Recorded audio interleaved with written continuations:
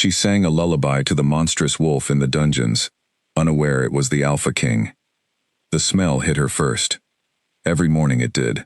Every single morning for the past 11 months, Marin stepped off the last stone stair, and the cold, wet smell of the dungeon wrapped around her like something alive. It smelled of damp stone, old iron, and illness, the particular sour kind of illness that came from people sitting in their own misery for too long. She had learned not to breathe through her nose for the first few seconds. She had learned a lot of things since being assigned to the dungeon clinic. She had learned, for instance, that the guards on the morning shift were quieter and more cooperative than the ones on the evening shift, who were tired and irritable and prone to snapping at her when she asked for more candles.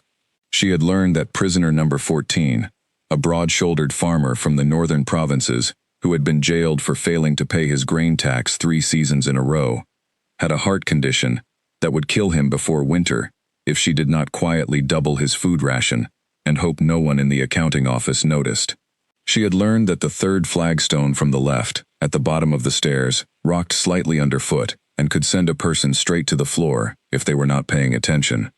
She had learned, most importantly, that curiosity was a luxury she could not afford. Her name was Marin Voss. She was 22 years old, though she felt older most days, and she had been assigned to the dungeon clinic of Aldenmore Castle 10 months ago by a council of senior healers who had looked at her background, looked at her face, and decided she would not be missed if something went wrong in the lower levels. She was not from a noble family. She had no powerful connections. She had finished her healer's training at the bottom of a class of 12 students because she had spent most of that final year nursing her mother through a long illness rather than studying for her examinations. Her ranking meant she got the worst posting in the kingdom. The dungeon clinic. It was not really a clinic. It was a converted storage room at the base of the main staircase, fitted with 3 cots, a wooden table, and a cabinet that was always running low on something important. There was no window. The light came from 4 oil lamps that Marin kept trimmed and burning as long as her oil supply held out, which was never as long as she needed. She had written 7 formal requests for an increased supply. She had received 3 partial responses and 4 polite non-answers. She set her bag on the table and began her morning rounds. There were 6 prisoners currently in the lower dungeon. She knew all of them by name, not because the official records required her to know their names, but because she could not bring herself to treat a person as a number on a piece of paper. Number 1 was Henry Cole, the farmer from the north. She checked his breathing first, listened to his chest, counted his pulse, and found him marginally better than yesterday. She adjusted the extra portion of bread she had tucked beneath his mattress and moved on.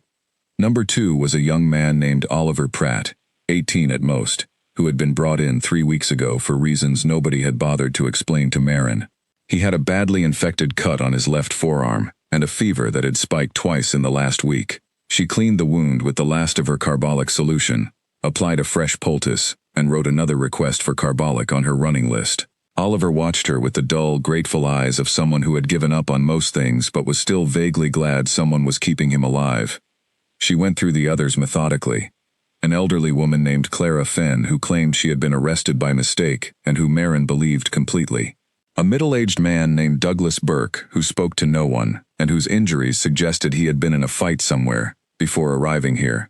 A young woman named Elise Morton who cried quietly every night but was physically healthy and needed mostly to be checked on and spoken to gently. And then the last one, old Gerald Hatch, who was failing in the deep, quiet way that old men sometimes failed. Not from any single illness, but from a general withdrawal from the world, as though life had become more effort than he cared for. Marin sat with Gerald for a while longer than she needed to. She held his hand because it seemed to settle him, and she looked at the wall while he dozed, and she thought about nothing in particular. That was her technique for managing the weight of this work. She made herself think about nothing. She got very good at it. She was thinking about nothing when she heard it for the first time. It came from the south corridor. Not the east corridor, which led to the occupied cells, and not the west corridor, which led to the storage rooms and the staircase that went to the kitchens. The south corridor was the one that was always locked. Marin had been here for 10 months, and she had never seen that gate opened. She had asked about it exactly once, in her first week, and the guard on duty, a stocky man named Croft, who had a permanently suspicious expression, had told her that it was none of her concern. She had accepted that. because she was good at accepting things she could not change. The sound that came from the south corridor was not a howl. She had expected something like a howl, the way she might expect a dog to bark or a horse to whinny, because the obvious explanation for a sealed corridor in a castle dungeon was that something dangerous was kept there. The sound was not a howl. It was lower than that. It was rhythmic, slow, and it had a quality she could not immediately name, the quality of something very large trying to be very quiet, and failing, because pain was not something you could always hold inside no matter how hard you tried. She stayed where she was. She held Gerald's hand, and she listened, and then she told herself she had imagined it, because that was the simpler explanation. She went upstairs. She filed her morning report with the duty clerk, a thin man named Simon who smelled of candle smoke, and processed her paperwork without ever looking up from his desk. She requested her supply refills. She accepted the partial delivery that arrived an hour later. The carbolic was not included, but there was a new bundle of clean linen, and she chose to be grateful for what she had received, rather than resentful of what had been withheld. She ate her midday meal alone in the small antechamber outside the staircase door, sitting on a stone bench with a bread roll and a cup of broth, and she looked at the wall and thought about Gerald's heartbeat, and Oliver's fever, and the particular angle of morning light that came through the small window high up in that antechamber, which she had come to look forward to. She did not think about the sound from the south corridor. She went back down in the afternoon. She changed Oliver's dressing again, because it needed it. She coaxed Gerald into eating half a bowl of the soup she had requested specially for him, thinner and easier to swallow than the standard prison broth. She sat with Elise Morton for 40 minutes and listened to Elise talk about her family without offering advice, because Elise did not need advice. She needed to say the names of her children out loud to someone who would listen. The south corridor made no sound all afternoon. She went home at dusk. She lived in a small room on the eastern service wing of the castle, which was technically a servant's room, though she was not technically a servant. She was a licensed healer, which was supposed to mean something. It meant a slightly larger room than the scullery maids had, a private wash basin, and the knowledge that she had completed 6 years of training to end up in a cold stone room, eating supper by herself every evening. She ate. She washed. She read for an hour from the medical text she was slowly working through, a heavy volume on respiratory conditions that she had borrowed from the castle's small library, and had not yet returned, because she kept finding new things in it that were useful. She fell asleep with the book on her chest, and did not dream, which was what usually happened. She was too tired to dream. The second night, the sound returned. She was on her evening rounds this time, checking in on Oliver before she went to bed, and the corridor was very quiet, except for the drip of water from a crack in the ceiling near the far wall. She heard it clearly, the same rhythm, slower now, more labored, as though whatever made it was further from the surface of consciousness than it had been the night before, sinking down into something heavy and dark. She stopped walking. She stood with her hand on the wall and she listened, and she measured the sound with the same careful attention she gave to a patient's heartbeat. Slow, irregular. The irregularity was the part that concerned her. A healthy respiratory rhythm was even and steady. This was not even and steady. This had the halting quality of something breathing around pain rather than through it. She took 3 steps toward the south corridor gate. Then she stopped. She turned around and went back to Oliver's cell, and she finished her rounds, and she went upstairs, and she did not mention the sound in her evening report, because she had decided, firmly and deliberately, that it was not her concern. She was the dungeon healer. She healed the prisoners assigned to her care. Whatever was in the south corridor had not been assigned to her care, and the duty clerk would not appreciate a report that included notes about mysterious sounds from the locked passages, and Croft would look at her with his suspicious eyes, and nothing good would come of it. She was very convincing when she argued with herself. She was convincing on the 3rd night too, and the 4th, and the 5th.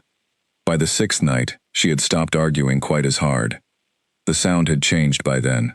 It had changed in a way she found very difficult to ignore, because the change was medically significant. In the first nights it had been rhythmic and low.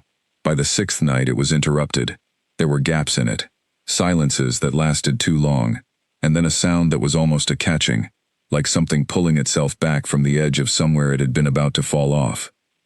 Marin was not someone who panicked. She had learned, in 6 years of training and 11 months in this dungeon, to manage the particular anxiety that came with being responsible for lives that depended on her. She had learned to keep her hands steady, and her voice calm, and her mind focused on the task in front of her, rather than the many terrible things that might happen. She was good at it. But something about that catching sound, in the dark, from the sealed corridor, made her set down her lantern on the floor outside the south gate, and press her ear against the cold iron bars, and listen with the full, undivided attention she normally reserved for her sickest patients. It was in pain. Whatever was there, it was in serious pain. She was as certain of that as she had ever been certain of anything. She straightened up. She picked up her lantern. She looked at the locked gate, which was a heavy thing of black iron, with a chain she could not break, and a key she did not have. She looked at the darkness beyond it, which gave her nothing. No shape, no form, no information at all. She made a decision that she would think about for a long time afterward. Not because it was the wrong decision. She would come to understand, eventually, that it was probably the most important decision she had ever made. She thought about it because it was so thoroughly unlike the way she normally operated, that she still could not fully explain what moved her to do it. She sat down on the stone floor outside the south gate. She crossed her legs under her. She set the lantern beside her, and in its small, steady circle of light, she began to sing. It was a lullaby, her mother's lullaby, the one her mother had sung to her when she was sick as a child, and then the one she had sung back to her mother during those long final months of illness, sitting at the bedside in the dark, because sometimes a voice in the dark was the most useful medicine there was. The words were simple. The melody was slow and even, built for exhausted people, built for the space between wakefulness and sleep. She sang it quietly, because the dungeon acoustics were strange, and she did not want to bring a guard running. The corridor went very still. The catching sound stopped. The irregular breathing, the halting, painful rhythm she had been listening to for 6 nights, it smoothed out, slowed, deepened. She kept singing, because she could feel the change in the air the way you sometimes could, that particular shift that happened when a patient came back from the edge and settled into something safer. She sang it twice through. Then she sat in silence for a while. Then she picked up her lantern and went to bed. She did not tell anyone about it, not a word. And the next evening, she went back. The morning of the 7th day started the same as every other morning. The smell at the bottom of the stairs, the rounds, Henry Cole, whose heart sounded marginally stronger, Oliver Pratt, whose fever had broken in the night, and whose relief was so enormous that he cried a little, quietly, and she pretended not to notice while she changed his dressing. Gerald Hatch, who did not wake up when she came in, and whose breathing she counted for a long time, before deciding it was still present and still regular enough. Elise Morton, who had eaten her breakfast for the first time in 4 days, and said nothing about it, as though she were testing whether the better feeling would stay, if she did not acknowledge it. Clara Fenn, the elderly woman who said she had been arrested by mistake, stopped Marin on her way out of the cells. Clara had bright, attentive eyes despite everything, the eyes of someone who had spent a lifetime watching and cataloging the world around her. "You were down here last night," Clara said, "after hours." Marin kept her face carefully neutral. "I checked on Oliver's fever. His cell is not near the south gate." A long pause. Clara looked at her steadily, without judgment, without alarm. Just that cataloging attention. "It is suffering," Clara said quietly. "Whatever is down there, I have heard it. These old ears still work, even if the rest of me doesn't." "I don't know what you mean," Marin said. Clara smiled.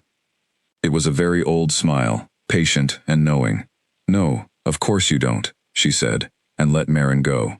That afternoon, Marin went to the castle library and spent 2 hours reading everything she could find about shifters, the old name for people, or beings, who carried 2 natures at once. It was not a subject that came up in modern medical training. The official position of the kingdom's healer council was that shifters were rare, poorly understood, and not something a dungeon clinic healer needed to concern herself with. But she was a thorough reader. She always had been. She found 3 texts on the subject, 2 of which were so old the pages were brittle at the edges. The third was more recent, a dry academic study of documented shifter cases from the past 2 centuries. She read the relevant sections twice, making notes on a piece of paper that she folded small and tucked into the front of her medical bag when she was done. She went down to the dungeon that evening with the notes in her bag, and the lullaby already starting in her mind, quiet and ready, the way a tool is ready when you have been carrying it for long enough. She sat down outside the south gate and she began to sing. The silence on the other side of the bars this time had a different quality. In the first nights, she had sensed only pain on the other side of it. Now she sensed, and she was aware that this was not a scientific observation, that she was using a kind of intuition she would have been embarrassed to describe to a colleague, something that paid attention, something that had been waiting. She sang the whole lullaby through once. Then she shifted, without stopping the melody, into a second song, a slower one, less a lullaby and more a working song, the kind of song that the village healers in the far northern provinces used during long procedures when they needed a patient to stay calm and still for extended periods. She had learned it from a traveling healer who had passed through her training academy and given a single afternoon lecture that Marin had found more useful than 2 full weeks of regular classes. Deep in the corridor, in the dark beyond her lantern's reach, something moved. She kept singing. She did not lean forward. She did not raise the lamp.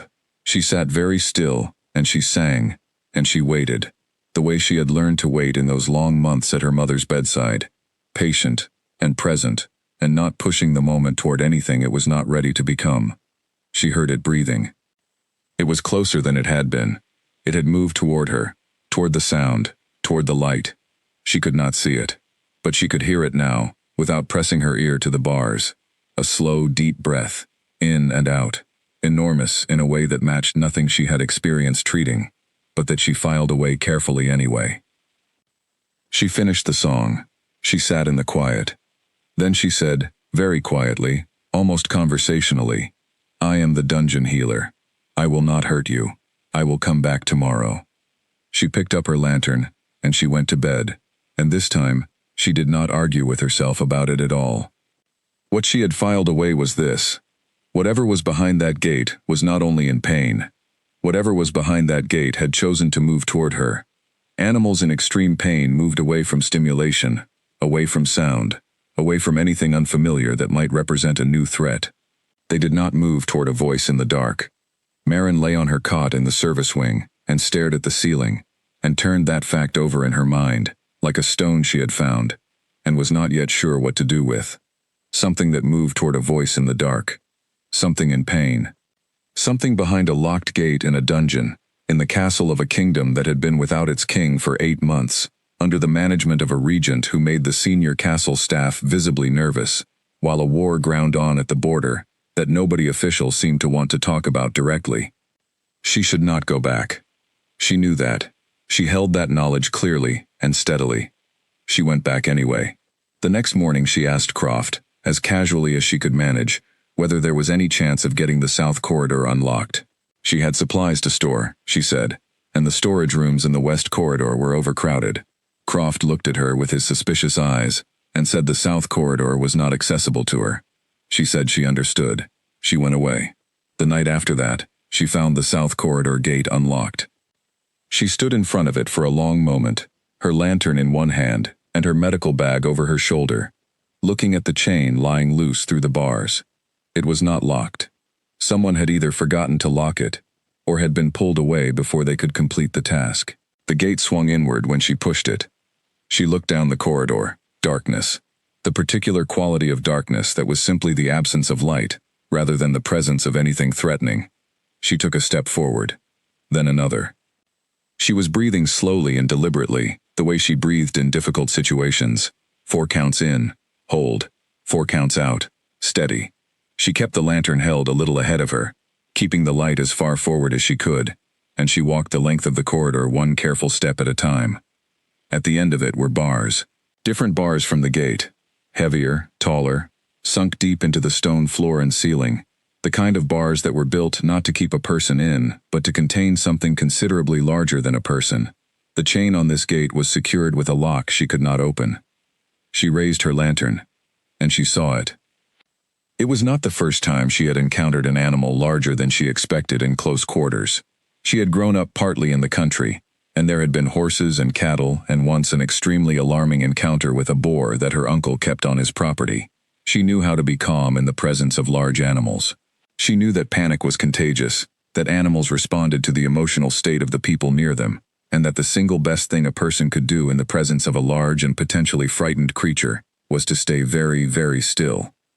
What she saw at the back of that cell was the largest wolf she had ever seen or read about or imagined.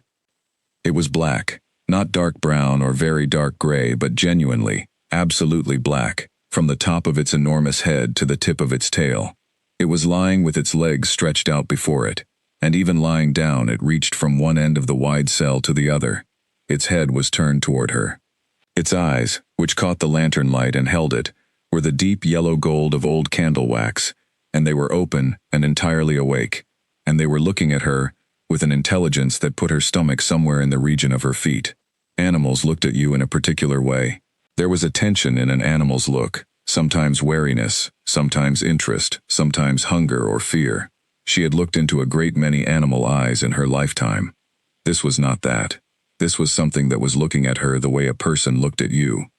Not through you, or past you, the way an animal's gaze sometimes slid, directly at her, measuring her, the way she measured her patience when she first walked into a room, a rapid, comprehensive assessment from which she was drawing conclusions she could see forming behind those gold eyes.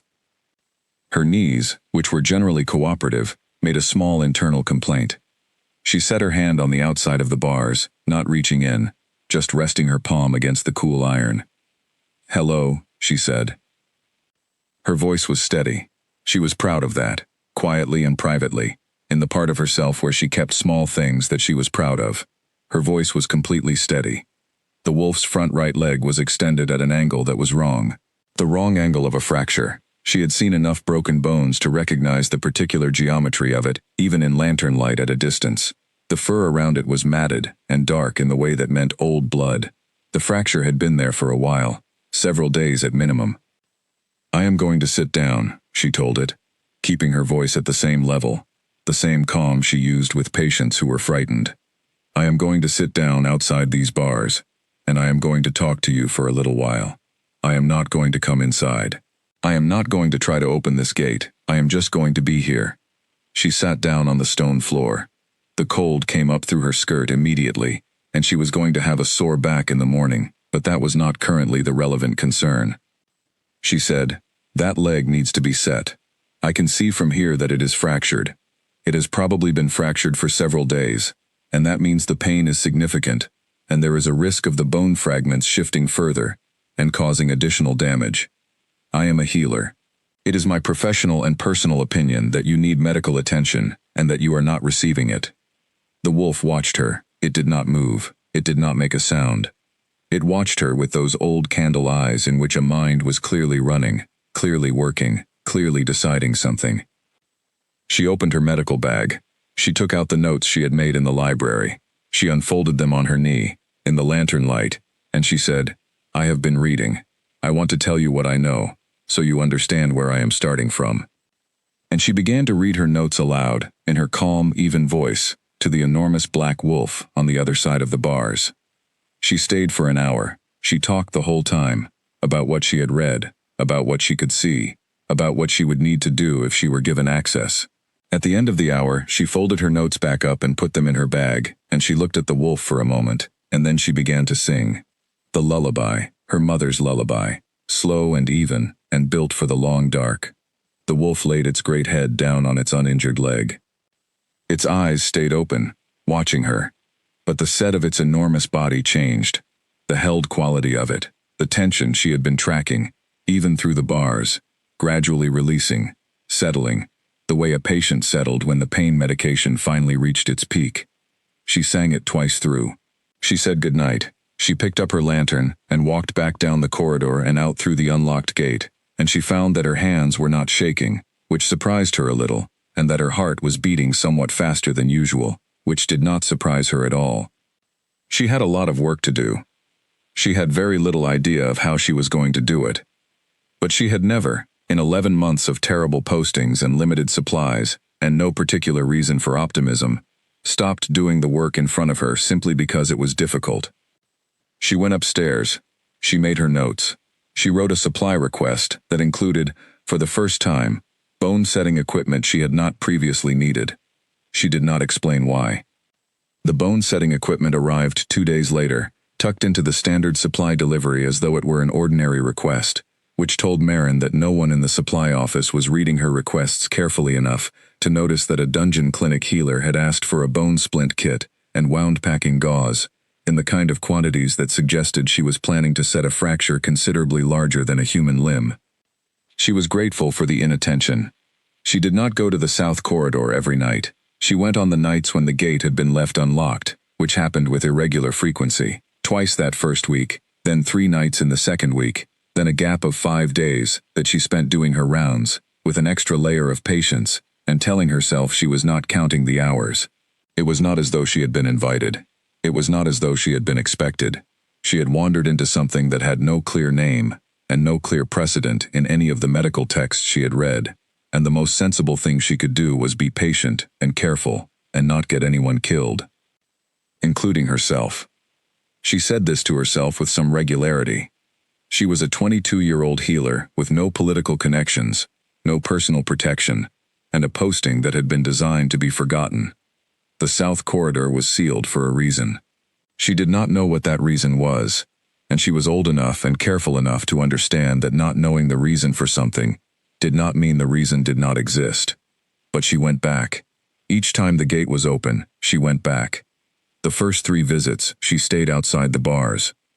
She talked, she sang, she brought food each time.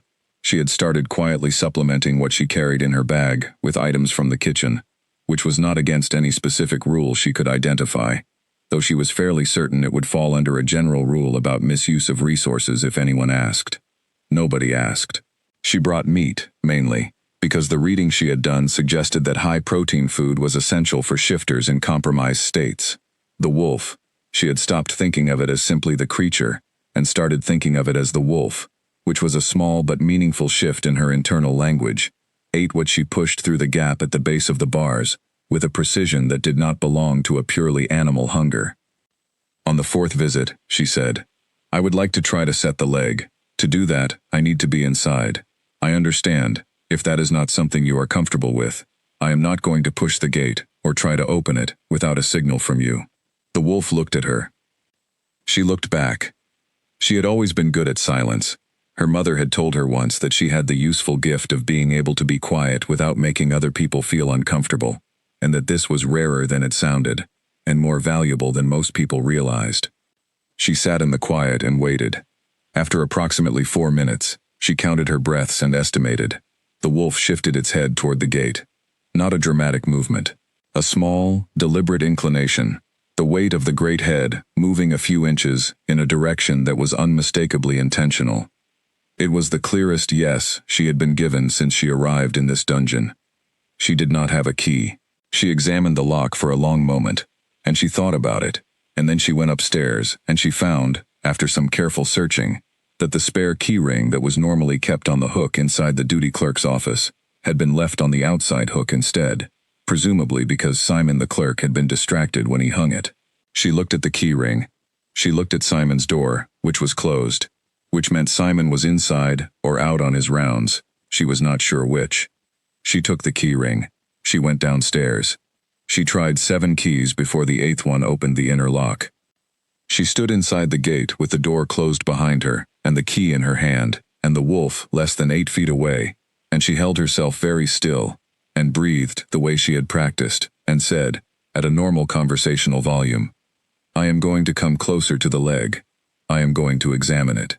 If at any point you want me to stop, make a sound or move, and I will stop immediately." She crossed the cell. She set her bag down on the stone floor. She knelt beside the injured leg, and she did what she always did when she needed to be calm. She focused entirely on the task, and let everything else go quiet.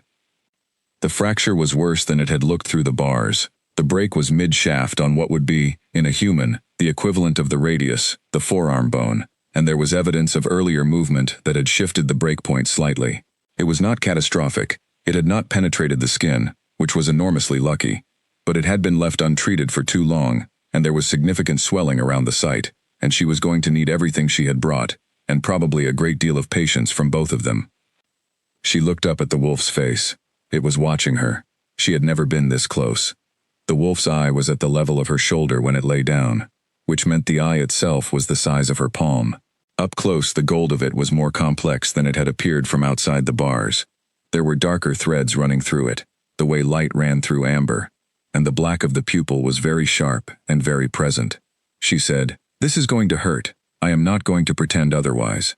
I have something that will help with the pain, but I am not sure how it interacts with your physiology, so I am going to start with a smaller amount than I would normally use, and we will see how it goes." She administered the pain relief as carefully as she could. She waited. She watched the wolf's breathing for changes. She watched its eye for the particular dullness that meant the medication was doing its work. When she was satisfied it had taken effect, she said, "I am going to begin now." She set the bone. It was the longest 40 minutes of her professional life. The wolf made sounds.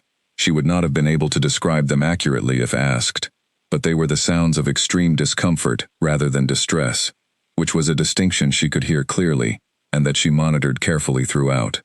She talked the whole time.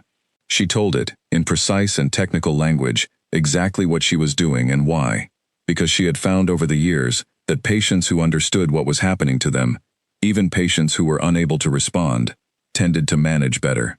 She had started doing it instinctively in her first year of training, and had never stopped.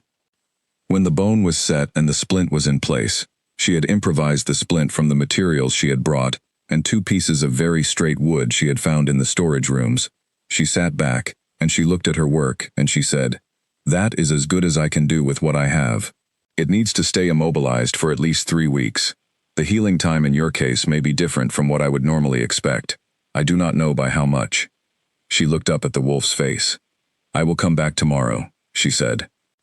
She put the key back on the hook outside Simon's office, and she went to bed, and she thought about bones knitting, about the particular golden quality of pain relief medication doing its work, and about the way the wolf had held still for the whole 40 minutes, with a control that was not animal control. She thought about this for a long time. Then she thought about something else. 8 months ago, the Alpha King had gone to inspect the border fortifications and had not come back. Not dead. There had been no announcement of a death, which in itself was information, because the kingdom's political machinery was many things, but it was not subtle about deaths. Missing. The regent, a man named Lord Hext, was running the kingdom in his absence with an efficiency that made the senior castle staff visibly uncomfortable in ways they did not articulate directly, but that Marin had been watching for 11 months from her position of total insignificance, which was an excellent position from which to observe people who had forgotten you were in the room. She had been putting pieces together slowly and without urgency, because none of them were her business, and she had never been the kind of person who borrowed trouble. But the pieces were there, laid out in her mind in a row, and in the dark they had a way of arranging themselves whether she invited it or not. A sealed corridor, an animal that was not just an animal, a king who had disappeared 8 months ago, a regent who made the senior staff nervous. She was careful not to conclude anything. She was careful not to conclude anything at all. She went to sleep. In the morning, Henry Cole's heart sounded stronger than it had in weeks. She counted his pulse 3 times to be sure. He caught her expression and said, gruffly, in the northern accent she had spent months slowly parsing, "Not dead yet, am I?" "Not today," she said. "Good." He closed his eyes. "Come back tomorrow." She smiled on her way out of his cell. It was the first smile she had managed in several days. The south corridor gate was locked for the next 2 nights. She stood outside it both times, and sang anyway. She sang all the way through both lullabies, and then into 2 more songs she knew, and she could hear the breathing on the other side, could hear it in the acoustic gap between the iron bars, steadier than it had been in those first nights. The pain relief she had administered would still be working. The bone, if her setting was correct, would be in the process of beginning to knit. She told herself this in a medical capacity. She was tracking a patient's recovery, that was all. On the 3rd night, the gate was open again. She went in. She examined the leg. The swelling had reduced significantly, which was the best possible sign. The wolf was less still than it had been during the setting procedure. It could bear more sensation now that the initial acute pain had reduced, which was also a good sign, which meant it was healing. She cleaned the area around the splint, checked the alignment, added a 2nd layer of binding where the first had loosened slightly. She said, "It is healing faster than I expected, much faster." The wolf looked at her. She sat down on the floor of the cell, cross-legged, medical bag to her left. The wolf's head was about 2 feet to her right. She could feel the warmth radiating from it, the enormous steady heat of a body that large. She said, "I have been thinking about something. You do not have to respond. You do not have to do anything. I am just going to say it." She looked at the stone wall ahead of her. "I think you understand everything I say. I think you have understood it from the beginning. I think whatever you are, and I have done quite a lot of reading, and I have some ideas about that. You have been making conscious, deliberate choices throughout every one of these visits, including the choice to let me set the leg, including the choice to eat the food I brought." She paused. "Including the choice to move toward the sound of my voice in the dark, that first night." The cell was very quiet. The wolf's breathing was slow, and even beside her. "I want you to know," she said carefully, "that I have not mentioned any of this to anyone. I have not included it in any report. I have not spoken about it to the guards or the clerk or any of my patients, though at least one of them suspects something. That is not a declaration of intent. I am not making you a promise. I am just telling you the current state of things." She looked at the wall and thought about what she was doing, sitting on the floor of a locked cell in the deepest part of a dungeon, talking to a wolf the size of a small horse, about reports and intent and the current state of things. Then she looked sideways at the wolf, and the wolf was still watching her with those gold eyes that contained too much, and she said, "Would it be all right if I came back tomorrow?" The great head inclined, small, deliberate. She gathered her bag, she said goodnight. She walked back down the corridor and up the stairs, and she thought, "This is becoming a habit." She thought, "Habits are hard to break." She thought, "I am not sure I want to break this one." She did not examine that thought too closely. She had learned, in the past 11 months, the value of not examining certain things too closely. Some things were better understood at a slight angle, in the peripheral vision of the mind, rather than in the full, direct light of examination. The next morning she went to the kitchen before her rounds and she asked the cook, a stout, cheerful woman named Mrs. Aldred who had decided early on that the dungeon healer was a tragic figure in need of extra feeding, whether there was any possibility of some larger portions of the meat stew. "For the prisoners," Mrs. Aldred said. "For a patient with a significant recovery ahead of them," Marin said, which was entirely accurate. Mrs. Aldred gave her a container of stew, large enough to feed 4 people. Marin thanked her and carried it downstairs and did her rounds, and then, at the end of the afternoon, took the large container and went to the south corridor and found the gate unlocked. She brought the stew into the cell. She set it in the corner. She watched the wolf eat, efficiently, completely, without rush but also without hesitation. And she thought about metabolism and healing rates and the food requirements of a body carrying this kind of injury through this kind of recovery. She said, conversationally, "Mrs. Aldred in the kitchen has an excellent opinion of you, and she doesn't even know you exist." The wolf's ear moved. It was a very small movement, but it was clearly a reaction to what she had said, rather than a random twitch, and she recognized it for what it was, amusement, or something in the vicinity of amusement. She sat down and started to talk about her day, about Henry Cole and his stubbornly improving heart, about Oliver Pratt, whose infection had cleared completely, and who was going to be a different problem soon, because he was clearly beginning to feel well enough to be bored, and a bored prisoner in a small cell was a problem she did not have many good tools for. About Elise Morton, who had started teaching Marin the words to a song she knew from her home region, which was an unexpected development that Marin had found very touching. She talked the way she had started talking in those early visits outside the bars, easily, without agenda, the way she might have talked to a friend if she had more time and more friends. She had grown up with the habit of narrating her day to her mother, and her mother had been such a good listener that Marin had never quite managed to break the need for an audience, even now. The wolf was an excellent listener. It was better than most of the human listeners she had encountered in 22 years, which said something about either the wolf or the humans, or possibly both. At the end of the visit she sang 2 lullabies this time, the original one and a second one she had found in a song collection in the library, older and slower, with a melody that moved in long curves rather than the short, regular phrases of the first one. The wolf's breathing deepened the way it always did. The tension she had been monitoring in its body, and she was getting better at reading it, through the lantern light and the bars, and now up close, released gradually, as the song went on. She said goodnight. She went upstairs. That evening, on the way back from the dungeon to the service wing, she passed a group of the castle's senior administrative staff in the corridor near the council rooms. They were moving quickly, and speaking in lowered voices, and nobody looked at her, which was standard. She was excellent wallpaper in most of the castle's upper corridors. But she heard 2 words as they passed. Border skirmish. She heard those 2 words, and then the group was around the corner and gone, and she stood in the corridor with her medical bag over her shoulder and her supply list in her hand, and she thought, the war is getting closer. She thought about the regent, whose name was Lord Hext, who ran the weekly council meetings with an impatience that the senior staff found unnerving. She thought about the soldiers who came back from the border and were treated in the main castle clinic rather than her dungeon, so she never saw them. But she heard things. A physician named Aldous, who worked the main clinic and occasionally came down to the dungeon to borrow supplies, had mentioned once that the returning soldiers had a particular look. Not the look of exhaustion or injury, which he was accustomed to. The look of people who had experienced something confusing. That was the word Aldous had used. Confusing. She filed it. She kept walking.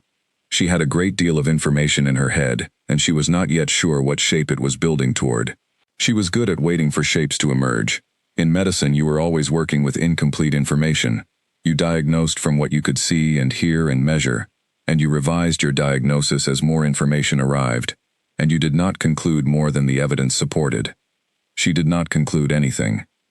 She went to bed, and she was asleep, before she had finished the thought she had started, which was about the healing rate of very large bones, and what that implied about the biology of the body she was treating, and whether there were other medical texts in the castle library that she had not yet found, and whether it would be appropriate to write to the Healer Academy in the capital for access to their archive on the subject. She dreamed about the lullaby. In the dream, her mother was singing it, and the sound went out in all directions in the dark, spreading like light, and something in the dark moved toward it. She woke up before she could see what. The 15th day after she had set the bone, she went into the cell and examined the leg, and found that what she was looking at was not what she expected to find at 15 days into the healing of a radius fracture. She sat back on her heels and looked at the leg, and then at the wolf, and then at the leg again. This should not be possible, she said. The wolf waited. The swelling is almost entirely gone. The alignment is perfect. I can feel through the splint that the bone is holding position without any drift. And there is, she ran her fingers very carefully along the site. There is density here that should not be present at 15 days. In a human patient, I would expect this level of density at 6 to 8 weeks. She looked up. You are healing at roughly 3 times the normal rate. At least 3 times, possibly more.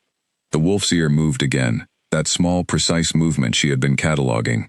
She said, very carefully, I am going to ask you a question. You can answer it or not answer it, as you choose.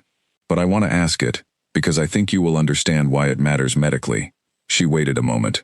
Are you still shifting, even partially, even in a way that is not visible to me?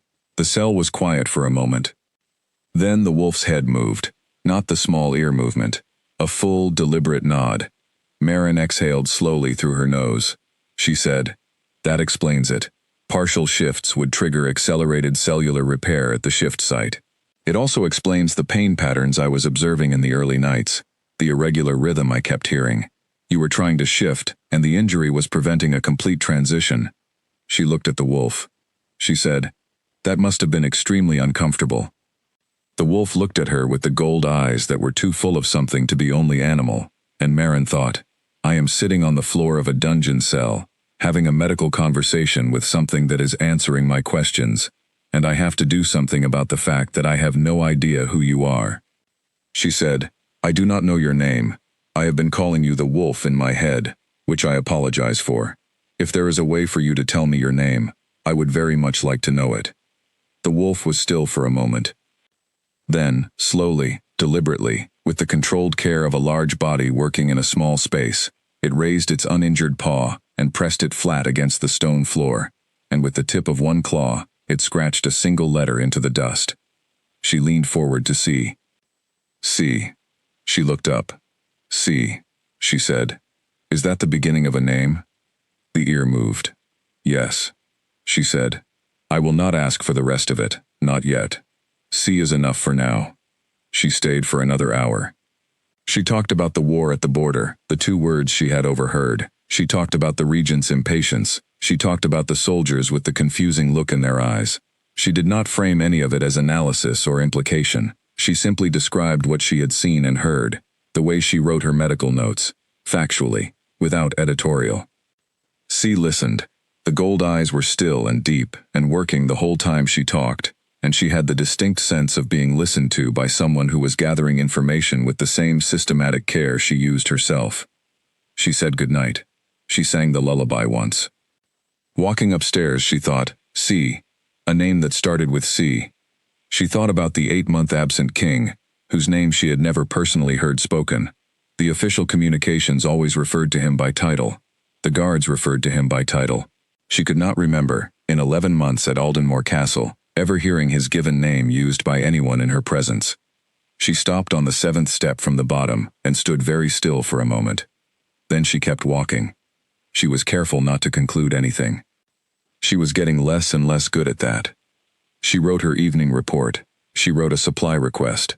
She updated her patient notes, including a line that read, in the careful coded shorthand she had developed over months, South patient, fracture at 15 days showing advanced consolidation. Continue monitoring. She had been writing these notes in code, not because she had decided to conceal them, but because she had decided not to decide yet whether to conceal them, and the code bought her time while she thought. She was still thinking. She was going to keep thinking for a while longer. She had a suspicion, not a conclusion, just a suspicion, that she was going to need to have thought very carefully before whatever was building in this dungeon reached its conclusion. Whatever was behind that gate deserved to have someone on their side who had thought carefully. She intended to be that person. 3 weeks after she had set the bone, Marin arrived in the south corridor to find the cell empty. Not empty. Wrong word. The wolf was there, but the wolf was not there. What was standing at the far end of the cell, pressed into the corner, as though it had been trying to put as much distance between itself and the entrance as the space would allow, was a man. She stood at the unlocked gate with her hand on the iron bars, and she looked at the man in the corner, and the man looked at her, and for exactly 4 seconds, nothing happened at all. He was tall. She understood this even from across the cell, from the particular way the corner contained him, as though he did not quite fit in spaces designed for people of normal dimensions. He had dark hair that was too long, not in the fashionable way, but in the way of someone who had not had access to scissors for quite a long time. He was wearing something, the remnants of clothing, she supposed, though the word felt optimistic for what she was looking at. He was covered in what she recognized, with her clinical eye, as bruising in various stages of resolution, and scarring in various stages of age, and he was holding his right arm against his side, which was the arm with the recently fractured radius. His eyes were gold. The exact gold. The exact shade of the lantern amber color she had been looking into for weeks. She exhaled very slowly. He said, "Leave." His voice was. She searched for the word and landed on authoritative, because that was the accurate word. It was not a request. It had the particular quality of a voice that had spent a very long time expecting to be obeyed, and the muscles of it still worked that way even here, even now, even in a dungeon cell in whatever state he was in. The word came out of him like a stone thrown with great accuracy in a specific direction. She did not leave. She was not being contrary. She was being a healer, and she had just seen a man who had clearly been through something physically significant, who was cradling a recently fractured arm, and who was displaying the particular rigid posture that she associated with people in pain, who were pretending with great conviction that they were not in pain. She said, "I am not going to come in. I am just going to stand here." He looked at her. She looked back. The silence had a different quality than the silences with the wolf, which had been communicative in ways she had learned to read. This silence was harder. It had an edge. He said, "You should not be in this corridor." The gate was unlocked, she said, as it has been on previous occasions. "I am the dungeon healer. My name is Marin Voss." He was very still. The stillness was familiar. She had been watching that quality of controlled, deliberate stillness for 3 weeks. She said, more quietly, "I I know you understand me. We have been talking for a while. Something moved across his face. She could not have named it precisely. It was too quick and too complex. It involved the recognition of something, and something else underneath that recognition, and she noted it, and filed it, and did not push it. She said, I am going to sit down outside the gate. I have food. If you want it, I can push it through the gap at the base. I am not going to force anything. She sat down on the floor of the corridor, her back against the wall beside the gate, her medical bag in her lap. She pulled out the wrapped food she had brought, a significantly more generous portion than usual, because she had been watching the caloric requirements of the wolf, and had factored for a body that had just gone through the metabolic stress of a shift, and she set it where it could be seen. He stayed in the corner for a while. Then he moved. He moved very carefully, which told her the arm was painful. The fracture she had set was knitting well, but a recent fracture still hurt, especially at the transition points of a shift, where bone density fluctuated rapidly. He crossed the cell, and he lowered himself to the floor against the near wall, close to the gate, and he took the food through the bars without looking at her directly, and he ate. She did not watch him eat, because that felt like a violation of something. She looked at the corridor wall, and let him eat in whatever dignity the situation allowed. When he was done, she said, Your arm. Can I look at it? A long pause. You have already looked at it. His voice was different from the word he had thrown at her before. Still the same voice, the same structure underneath it, that authority built from years of use. But the volume had come down. The throwing quality was gone. It was just a voice now. I have looked at it as it was before, she said. A shift changes the bone structure transiently. I want to see if the setting held through the transition. Another pause. He extended the arm through the bars. She took it in both hands, gently, the way she had learned to hold limbs that hurt, firmly enough to support, but with no pressure on the fracture site. She examined it carefully in the lantern light. The radius was straight. The alignment she had fought for in that 40-minute procedure was holding. The bone, under her careful fingertips, was dense in a way that told her the healing had not regressed through the shift. She said, It is good. The shift did not disturb the setting. Are you in pain? No, he said. She glanced up. He was looking at the wall. His jaw had a set that meant yes. She said, I have pain relief in my bag. I am not going to administer it without your consent, but it is there if you want it. No. She released his arm. He withdrew it. She sat back against the wall and thought about what to say, and landed on saying nothing, because silence was sometimes the most useful response to a person who was spending significant energy maintaining a particular posture toward the world. He spoke first. It surprised her. He said, How long have you been coming down here? 3 weeks and 2 days, she said. Before you set the leg. 6 days before that. And before that you were singing. It was not a question. Yes. He was quiet for a moment. She could hear him breathing, which was steadier than she had expected, given the evidence of the shift's demands on his body. He said, Why? She thought about this honestly. She said, Because you were in pain, and there was a locked gate between me and the source of the pain, and singing was what I could do through a locked gate. Most people, he said slowly, would not have come to the gate at all. Most people are not the dungeon healer, she said. The dungeon healer is down here anyway. He looked at her then, the first time he had looked at her directly since she sat down. The gold eyes were the same as always. The depth in them was the same, but the face around them was different from what she had been imagining during 3 weeks of conversations through bars. Sharper than she had thought. Older, maybe, though she was not sure how to calibrate age in someone who looked the way he looked. There were lines in his face that were not from age but from something else. The particular lines of prolonged pain, prolonged tension, prolonged something she did not yet have a name for. She said, My name is Marin Voss. I have told you that already. Is there something I can call you? He was still looking at her, working through something behind those eyes. Calum, he said. She had expected the single letter. She had not expected the full name, and the full name landed on her with a weight she chose not to examine immediately. She said, Calum, is there anything you need right now that I can provide? His expression shifted. The edge came back, briefly, but it was a different edge, not the one she had encountered when he first spoke. This one was almost bewildered. as though the question itself had found a gap in the armor he was wearing. He said, "Water." She had water. She always had water. She passed it through the bars, and he drank, and she sat beside the bars in the corridor while the dungeon was quiet around them, and she listened to him breathe, and she thought about the name Calum, and what it meant, and what she was, and was not, going to conclude from it. When he finished the water, he said, without looking at her, "You have not told anyone." "No," she said. "Why not?" She considered this with the same honesty she had given the first question.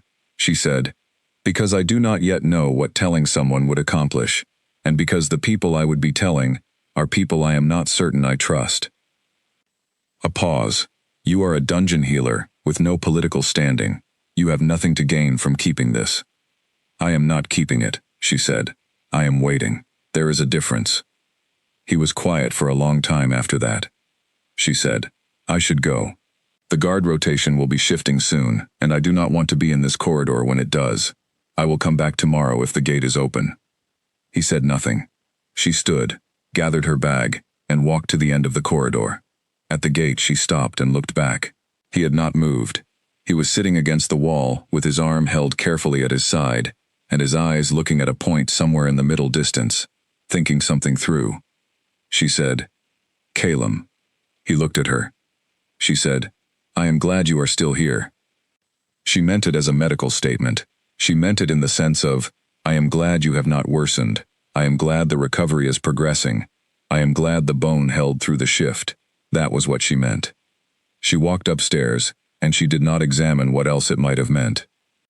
The next morning she went through her rounds in the careful, methodical way she had developed over 11 months, and she was present and attentive and functionally useful, and Clara Fenn caught her on the way out of the cell block and said, very quietly, "There is something different about you today." "I don't know what you mean," Marin said. Clara smiled the old, knowing smile. "No, of course not." The south corridor gate was open that evening. She went in. He was in his human form. He was sitting against the wall in the same position as the previous night, though he had found, she was not sure how, a piece of folded cloth that served as a rough covering. She added that to the list of things she needed to address. She brought food, water, and the extra blanket she had taken from the supply room, bundled under her arm, in a way she hoped looked medically necessary if anyone saw her. He looked at the blanket. He looked at her. He said nothing. She passed it through the bars. He accepted it. She sat down on her side of the gate. She said, "How are you feeling compared to last night?" "The same," he said. "Is that better or worse than the same, meaning no change?" "Better." She nodded. She took out her notes and made an entry. He watched her write. He said, "What are you writing?" "Medical notes," she said. "Coded. No identifying information. Just observations." "What are you observing?" She looked up. "Currently, that you look marginally less like someone who went through a difficult shift than you did last night. That your color is better. That you are breathing without any visible strain. That the arm is at a natural angle, rather than being held against your body, which tells me the acute pain has reduced." He was quiet for a moment. He said, "You are very thorough." "I am a healer," she said. "It is the job." He leaned his head back against the wall. He was looking at the ceiling, and there was a quality to that look she had not seen before. Something that was, she thought, tiredness, not physical exhaustion, the other kind. She said, "Can I ask you something?" He brought his gaze down to her level. "You are going to ask it regardless." She noted the faint precision in that, the very dry observation, and she said, "The Regent, Lord Hext. What can you tell me about him?" The gold eyes went very still. She said, "I am not asking from curiosity. I am asking because I have been watching this castle for 11 months, from a position no one considers important enough to watch back, and I have been accumulating information about Lord Hext's behavior and the way the senior staff respond to him, and I want to compare my observations to someone who knew him before." He said, "Before. Before whatever led to you being in this corridor." A long pause. The ceiling received his attention again. Then he said, slowly, as though he were choosing each word from a larger collection and setting aside the ones that carried too much weight. "Hext has always been efficient. He is not unintelligent. He understands administration. "But," she said. He looked at her. "What makes you think there is a but?" "The way you listed his qualities," she said. "Very carefully. Nothing that could not be applied to a good administrator. Nothing that described the man." He was still for a moment. Then something happened at the corner of his mouth that was not quite a smile, but that was in the general vicinity of one. Very brief and very controlled, and she filed it. He said, "Hext has always believed that efficiency is its own justification. That if something works, the method of making it work does not require examination." "And what methods has he been using?" she said. "In the 8 months you have been down here?" He was looking at her with the gold eyes and the working mind, and something that was beginning to resemble, she thought, a kind of careful assessment that was different from the wariness of the first night. He said, "You are not asking out of curiosity." "No," she said. "I am asking because I think the shape of things is coming to a point, and I would like to understand what I am looking at before it does." He said, "You said you have been waiting. What are you waiting for?" She said honestly, "I am not sure. I think I will know when it arrives." He looked at the floor between them. He was quiet for a long time. Then he began to talk, and she listened, and she learned things that confirmed some of what she had suspected, and added dimensions to things she had not fully understood, and she wrote none of it down, because she understood, without being told, that some information needed to stay in her head, where no searching of her notes could find it. He talked for nearly an hour. He talked about the border, about the campaign, about the sequence of events that had brought him to the South Corridor, in a state she had spent 3 weeks slowly reversing. He was precise and factual in the way of someone accustomed to giving reports, and she received it the way she received a patient history, without interruption, without rushing to conclusions, without letting her expression add pressure to what he was saying. At the end of it she said, "There are people in the castle who are loyal to you." "Were," he said. "Are," she said. "The captain of the North Guard, for one. I have watched him in the main hall. He has the look of someone waiting for something to happen. There are others. People who have been going through the motions of the current administration, in the way that people go through the motions of something they are not invested in." He looked at her. She said, "I pay attention to people. It is useful in my work. It is useful in mine as well," he said quietly. She gathered her bag. She stood. She said, "I am going to keep coming. I am going to keep bringing food, and I am going to monitor your arm, and I am going to talk to you, and listen to you, and I am going to continue not filing any of this in my official reports. If you want me to stop, tell me." He said nothing. She took that for an answer, and went to the corridor gate. She stopped. "Calum," she said. He looked at her from across the cell. She said, "The lullaby. Would you like me to?" "Yes," he said, immediately, with no hesitation, and then something moved across his face that was the very rapid suppression of whatever he felt about the immediacy of that answer. She sang it twice through, from the corridor, leaning against the gate in the lantern light. She kept her voice even and low. From inside the cell she could hear the quality of his breathing change. She went to bed. She lay in the dark and she thought, Calum. It was not a common name. She thought about the single letter scratched in the dust, and the dust of the dungeon floor, and the decision it must have required to give even that much. She thought, I am not going to conclude anything. She concluded something anyway. She had been doing that for 3 weeks, one careful piece at a time, and the shape it was building was no longer something she could pretend not to see. She lay in the dark in her small room in the service wing, and she thought about a king in a dungeon, and a regent in a council room, and a war at the border getting closer, and a castle full of people waiting for something to happen, and she thought, I need to be ready. She thought about what ready meant, for her, in her position. She thought about Clara Fenn's bright, knowing eyes. She thought about the captain of the North Guard, who had the look of someone waiting. She fell asleep thinking about lullabies, and the way sound moved through stone, and how far it could travel if there was nothing in its way. A routine was a dangerous thing in a dungeon, because routines became visible. Marin had always known this. She had built her dungeon work around the appearance of routine, arriving at the same time, following the same rounds, filing the same style of report, while keeping the actual content of her days carefully irregular. The thing about invisible people was that they were only invisible so long as they remained invisible, which meant doing nothing that gave anyone a reason to look. She had, over the past 3 weeks, been doing something very likely to give someone a reason to look. She was aware of this. She managed it with the same precision she applied to everything else. She varied the timing of her South Corridor visits. Some nights she went immediately after her evening rounds.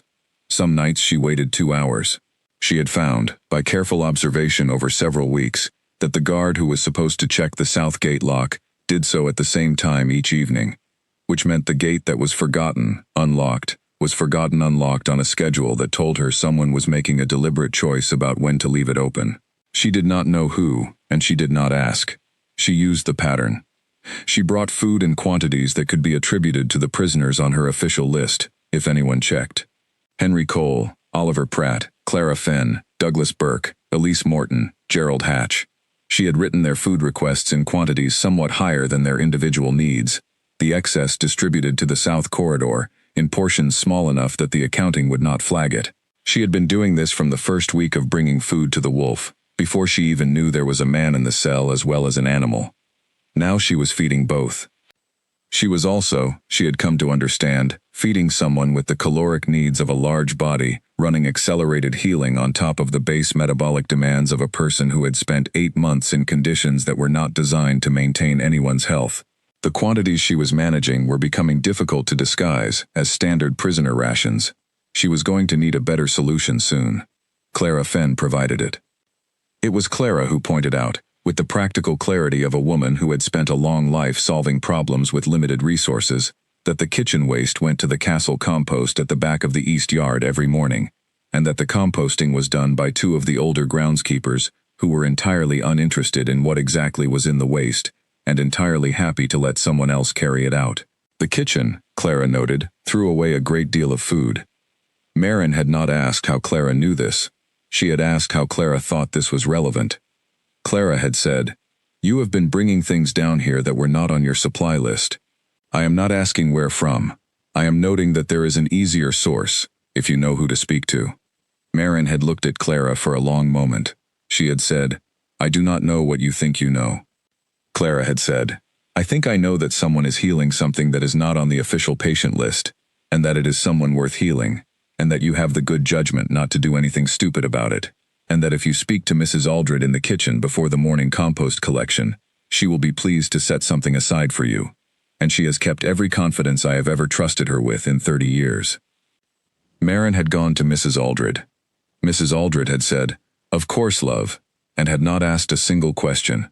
And from that day forward, there was a covered container set at the end of the kitchen preparation counter each evening, large enough for a person of very significant dietary requirements, and Marin picked it up on her way through the lower service corridor, and nobody said a word. She thought, sometimes, about the small network of knowledge that was quietly arranging itself around her.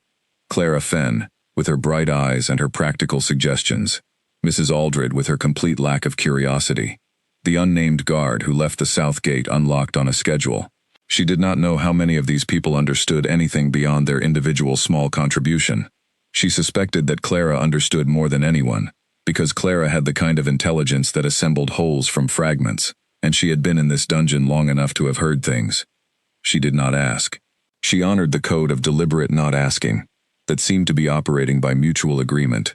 She went to the south corridor each night the gate was open, and she went on the other nights and sang outside the main gate, and the pattern of human and wolf shifted in a rhythm she began to understand. He was more often human now than wolf. The fracture had healed to the point where the bone was fully consolidated. She had confirmed this with careful palpation, on a night when he held the arm very still, and let her work through the whole examination, and she had said at the end of it, "The bone is fully healed," and he had said, "I know," and she had believed him completely. What remained was the rest of it, the other injuries, the older scars, the months of inadequate nutrition. Those took more time. Those took the nightly deliveries from Mrs. Aldred's kitchen counter, and 3 weeks of watching color return to his face, in the slow, uneven way that health returned to people who had been depleted. She talked to him every night. He talked to her on most nights. There was a directness to his conversation that she had come to appreciate. He did not use unnecessary words, did not circle around things. said what he meant with the economy of someone who had learned that most information had a best way of being delivered, and that way was usually the simplest. She found it very easy to talk to him, which she had not expected. She had expected him to be difficult to talk to, and he was, sometimes, when the subject was something that required him to navigate around something he was not ready to say directly. But most of the time he was easier than almost anyone she had spoken to in years. She told him about her mother. Not as a planned thing. She was talking about the lullaby one evening, explaining where she had learned it, and she kept talking, and before she had planned to, she was describing the last year of her mother's illness, the particular quality of those long nights, the way the light changed in a sick room, over the course of a night from dark to deeper dark, to the faint pre-dawn gray, that meant she had made it through to another day. She talked for a while and then she stopped and sat in the quiet, surprised at herself. He said, "She died." "Yes," Marin said. He was quiet for a moment. He said, "How long after you started your posting here?" 3 months before, she said. The posting came through while I was still sitting with her. He said nothing. She did not need him to say anything. There was a quality to his silence that was different from a silence that simply waited for someone to stop talking. It was a silence that received what was said, that held it, and she had learned to feel the difference. She said, she would have found this situation extremely interesting. "This situation," he said, with a precision that suggested he was aware of how many things that covered. "All of it," Marin said. She had a practical mind. She would have immediately understood that there were useful resources in this dungeon that most people were failing to appreciate. The corner of his mouth moved, the very controlled, almost smile she had catalogued many times now. She was beginning to understand what lived behind it. Not reserve, as she had first read it, but caution. A long-practiced caution around allowing the external evidence of internal states. She had seen this pattern in people who had spent significant time in positions where vulnerability was a liability. He said, "Your mother sounds like someone worth knowing." She was, Marin said simply. She sang the lullaby that night without being asked. He did not ask, but she had come to recognize the moment in the evenings when the particular alertness of him shifted slightly, a softening she could see in the set of his shoulders, and the changed quality of the silence, and she had learned to read it as clearly as she read the change in a patient's breathing. She sang and he was quiet, and the dungeon was quiet around them. He said once, on a night when she had finished singing, and was gathering her things to go, "I know what you are risking by coming here." She said, "Yes." He said, "I want you to know that I—" and he stopped. She waited. He said, "I want you to know that I see it." She looked at him across the cell. She said, "I know." She went upstairs. She was aware, in the clinical and honest corner of her mind, where she kept assessments of herself as rigorous as her assessments of anyone else, that what was happening in the South Corridor was no longer simply medical. She had known this for a while. She had let herself know it in small, managed increments, the way you let a difficult diagnosis become real, not all at once, which was destabilizing, but in careful stages, each one absorbed before the next was allowed. She was aware that she looked forward to the South Corridor visits in a way that she did not look forward to her official rounds. She was aware that she thought about him during the day in the same persistent, unwilled way that a melody got stuck in your head. She was aware that when the gate was locked and she could not go in, she spent the evening outside it in the corridor, singing, because the alternative was to go to bed and think too much. She was also aware, clearly and without sentiment, of the practical reality. She was a dungeon healer with no political standing, and she was still being careful not to conclude things, but the conclusion had largely concluded itself without her permission. He was considerably more than a dungeon prisoner with a healed fracture. She was going to have to decide what she was going to do with that knowledge. Not tonight. Tonight she had 6 patients on her official list to think about, and a supply request to file, and a note in coded shorthand to update. Tonight, the question could wait. But it was waiting less patiently than it had been in the beginning.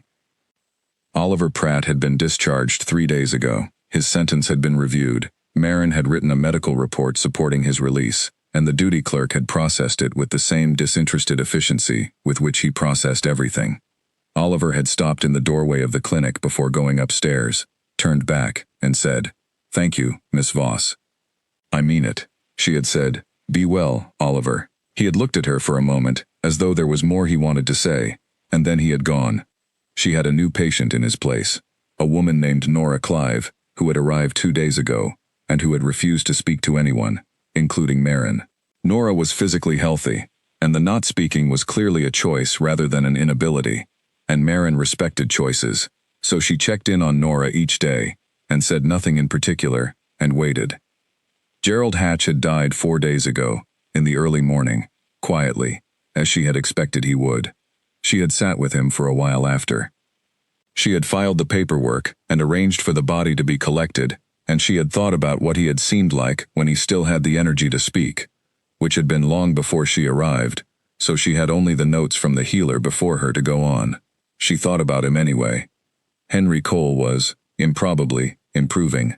His heart had found a steadier rhythm over the past weeks, and he had gained back some of the weight he had lost, and he had begun, in the last week, to make occasional comments about what he planned to do when he got out, which she took as an excellent sign. He did not ask when that would be, and she did not raise it, because she did not have an answer. Clara Fenn had developed a mild respiratory infection that Marin was managing with steam treatment and herbal compounds, not because she did not have access to more direct medications, but because those medications were in short supply, and Clara's infection, caught early, was responding well to the gentler approach. Clara sat through the treatments with patient dignity, and used the time to tell Marin various things about the castle that she had collected during her time here, delivered in the same casual tone she used for everything, with the same quality of information being offered rather than presented. The information was consistently useful. Douglas Burke had stopped refusing to speak. He was not forthcoming. Marin did not push, but he had begun to accept treatment without the blanket hostile silence of the first weeks, and 2 nights ago he had said, very quietly, staring at the wall, "There is something going on in this castle that is not right." She had said neutrally, "What do you mean?" He had said, "I don't know exactly. I just know it." She had said, "Yes," and moved on, and he had looked at her back as she left with an expression she did not see, but could feel. Elise Morton had been visited by the duty clerk, who had brought her a letter. She had read it, and then sat very still for a long time. Marin had come in the evening, and found her still sitting still, the letter on the cot beside her. Marin had sat down across from her and said, "Do you want to talk?" Elise had said, "No, not yet." Marin had sat with her anyway, for an hour, in the useful silence that she had learned to offer, the kind that said, "I am here," without demanding anything of the person it was offered to. She had 6 patients. She had a south corridor visit every night the gate was open. She had supply requests and medical reports, and a growing coded notebook, and a connection to a kitchen system that was providing more food than her official supply allocation could account for. She had, she thought, about as many things in motion as she could sustainably manage. And then the spy master came to see her. His name was Edward Crane, and she had seen him before only at a distance, a medium-height man with a forgettable face, who moved through the castle in a way that made him consistently easy to not quite see, which she recognized as a cultivated skill. He appeared at her clinic door one morning before her rounds, at a time she was usually alone, which was not a coincidence. He said he wanted to ask her a few questions about her supply usage. She said she would be happy to answer questions about her supply usage. He asked, with the particular pleasantness of a man who was asking questions whose answers he already knew, whether she had any patients not on her official list. She said no. He asked whether she had sourced any food or supplies from locations other than the official supply chain. She said that the kitchen sometimes provided supplemental food for patients with higher nutritional requirements, which was a standard practice for dungeon healers. He noted that her supplemental food requests had increased significantly over the past month. She said she had several patients with elevated needs. He asked her to name them. She named Henry Cole, whose heart condition was metabolically demanding, and Gerald Hatch, who had required liquid nutrition for the last weeks of his life. Hatch's name got a small pause. Crane noted that Hatch had died 12 days ago. She agreed. She said she had reduced her supplemental requests accordingly. She had done this deliberately, 4 days after Hatch died, as a paper trail adjustment. Crane looked at her with his forgettable face, and his very unforgettable eyes, which were the pale gray of something cold, and said, "And the south corridor?" She said, "I am sorry?" He said, The south corridor of the lower dungeon. Have you had any occasion to enter it? She said, my patient rounds do not include the south corridor. It has been sealed for the duration of my posting. Crane looked at her for a long moment. She looked back at him with the same steady attention she gave patients who were trying to determine whether she could be trusted. She was an expert at that look. She had been giving it for 6 years. It was an expression that was open and calm, and gave nothing back. He said, if you become aware of anything unusual in the lower dungeon, Miss Voss, I would appreciate you bringing it to my attention directly. She said she would, of course. He thanked her and left. She watched him go through the door of the clinic, and then she stood very still for about 30 seconds. Then she picked up her medical bag, filed her morning reports, and went through her rounds exactly as usual. She was unhurried. She was thorough. She spoke to her patients with the same attention and care she always gave them, because the most important thing she could do right now was to be completely and unremarkably herself in every interaction she had with anyone who might later be comparing notes. She did not go to the south corridor that night. She went outside the main gate and sang, from the corridor, and went to bed. She lay in the dark, and she thought through everything very carefully. Crane knew something. How much, she was not certain.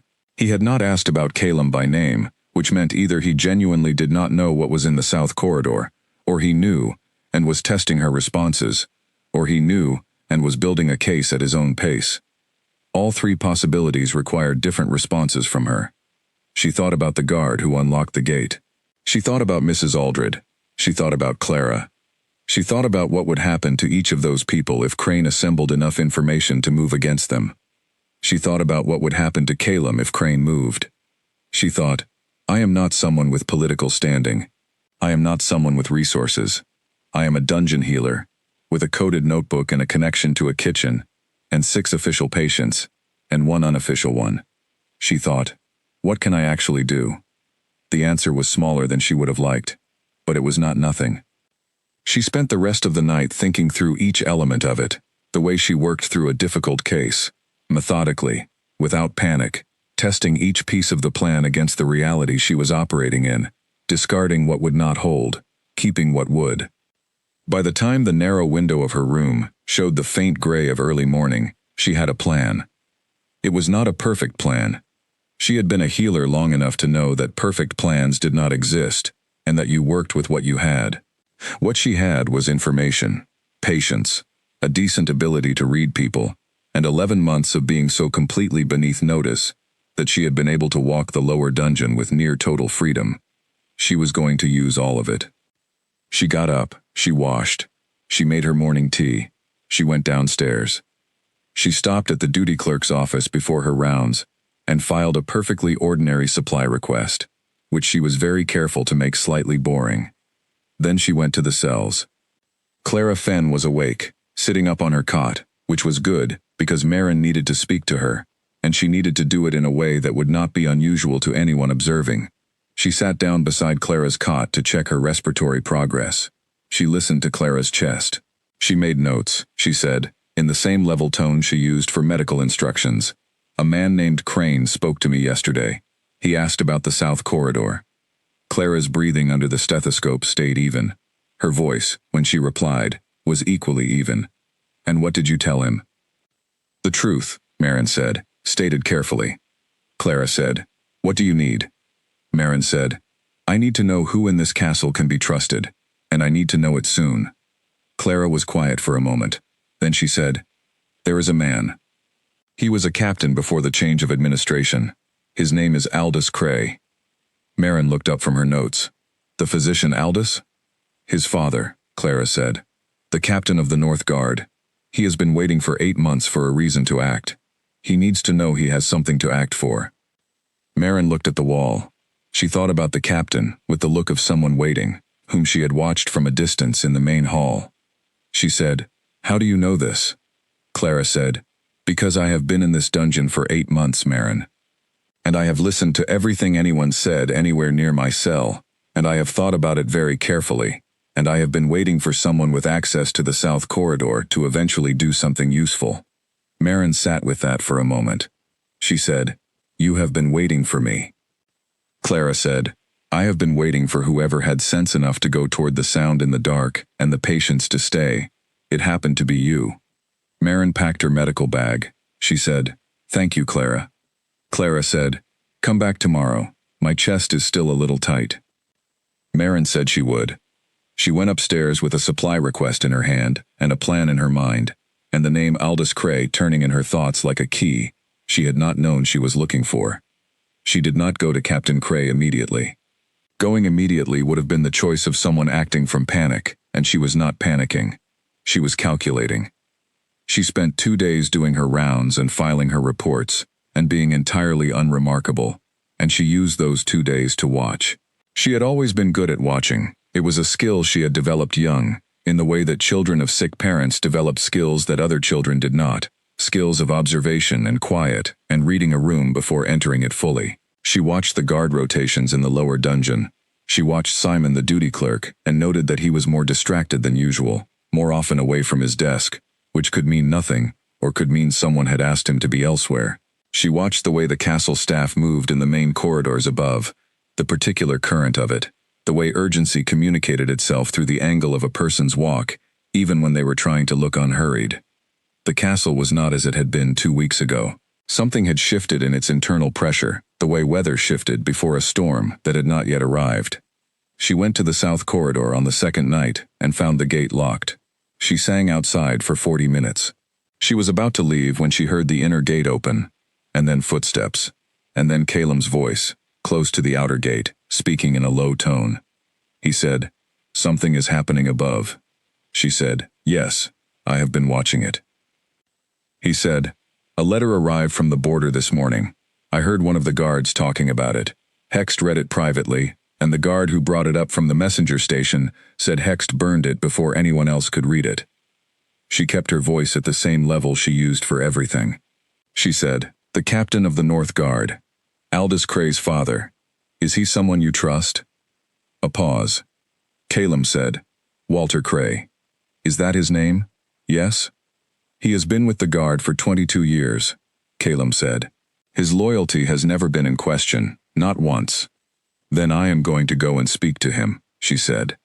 A silence, a longer one than the others. He said, "Marin." She had not heard him use her name before. He had used it in his mind, she was sure.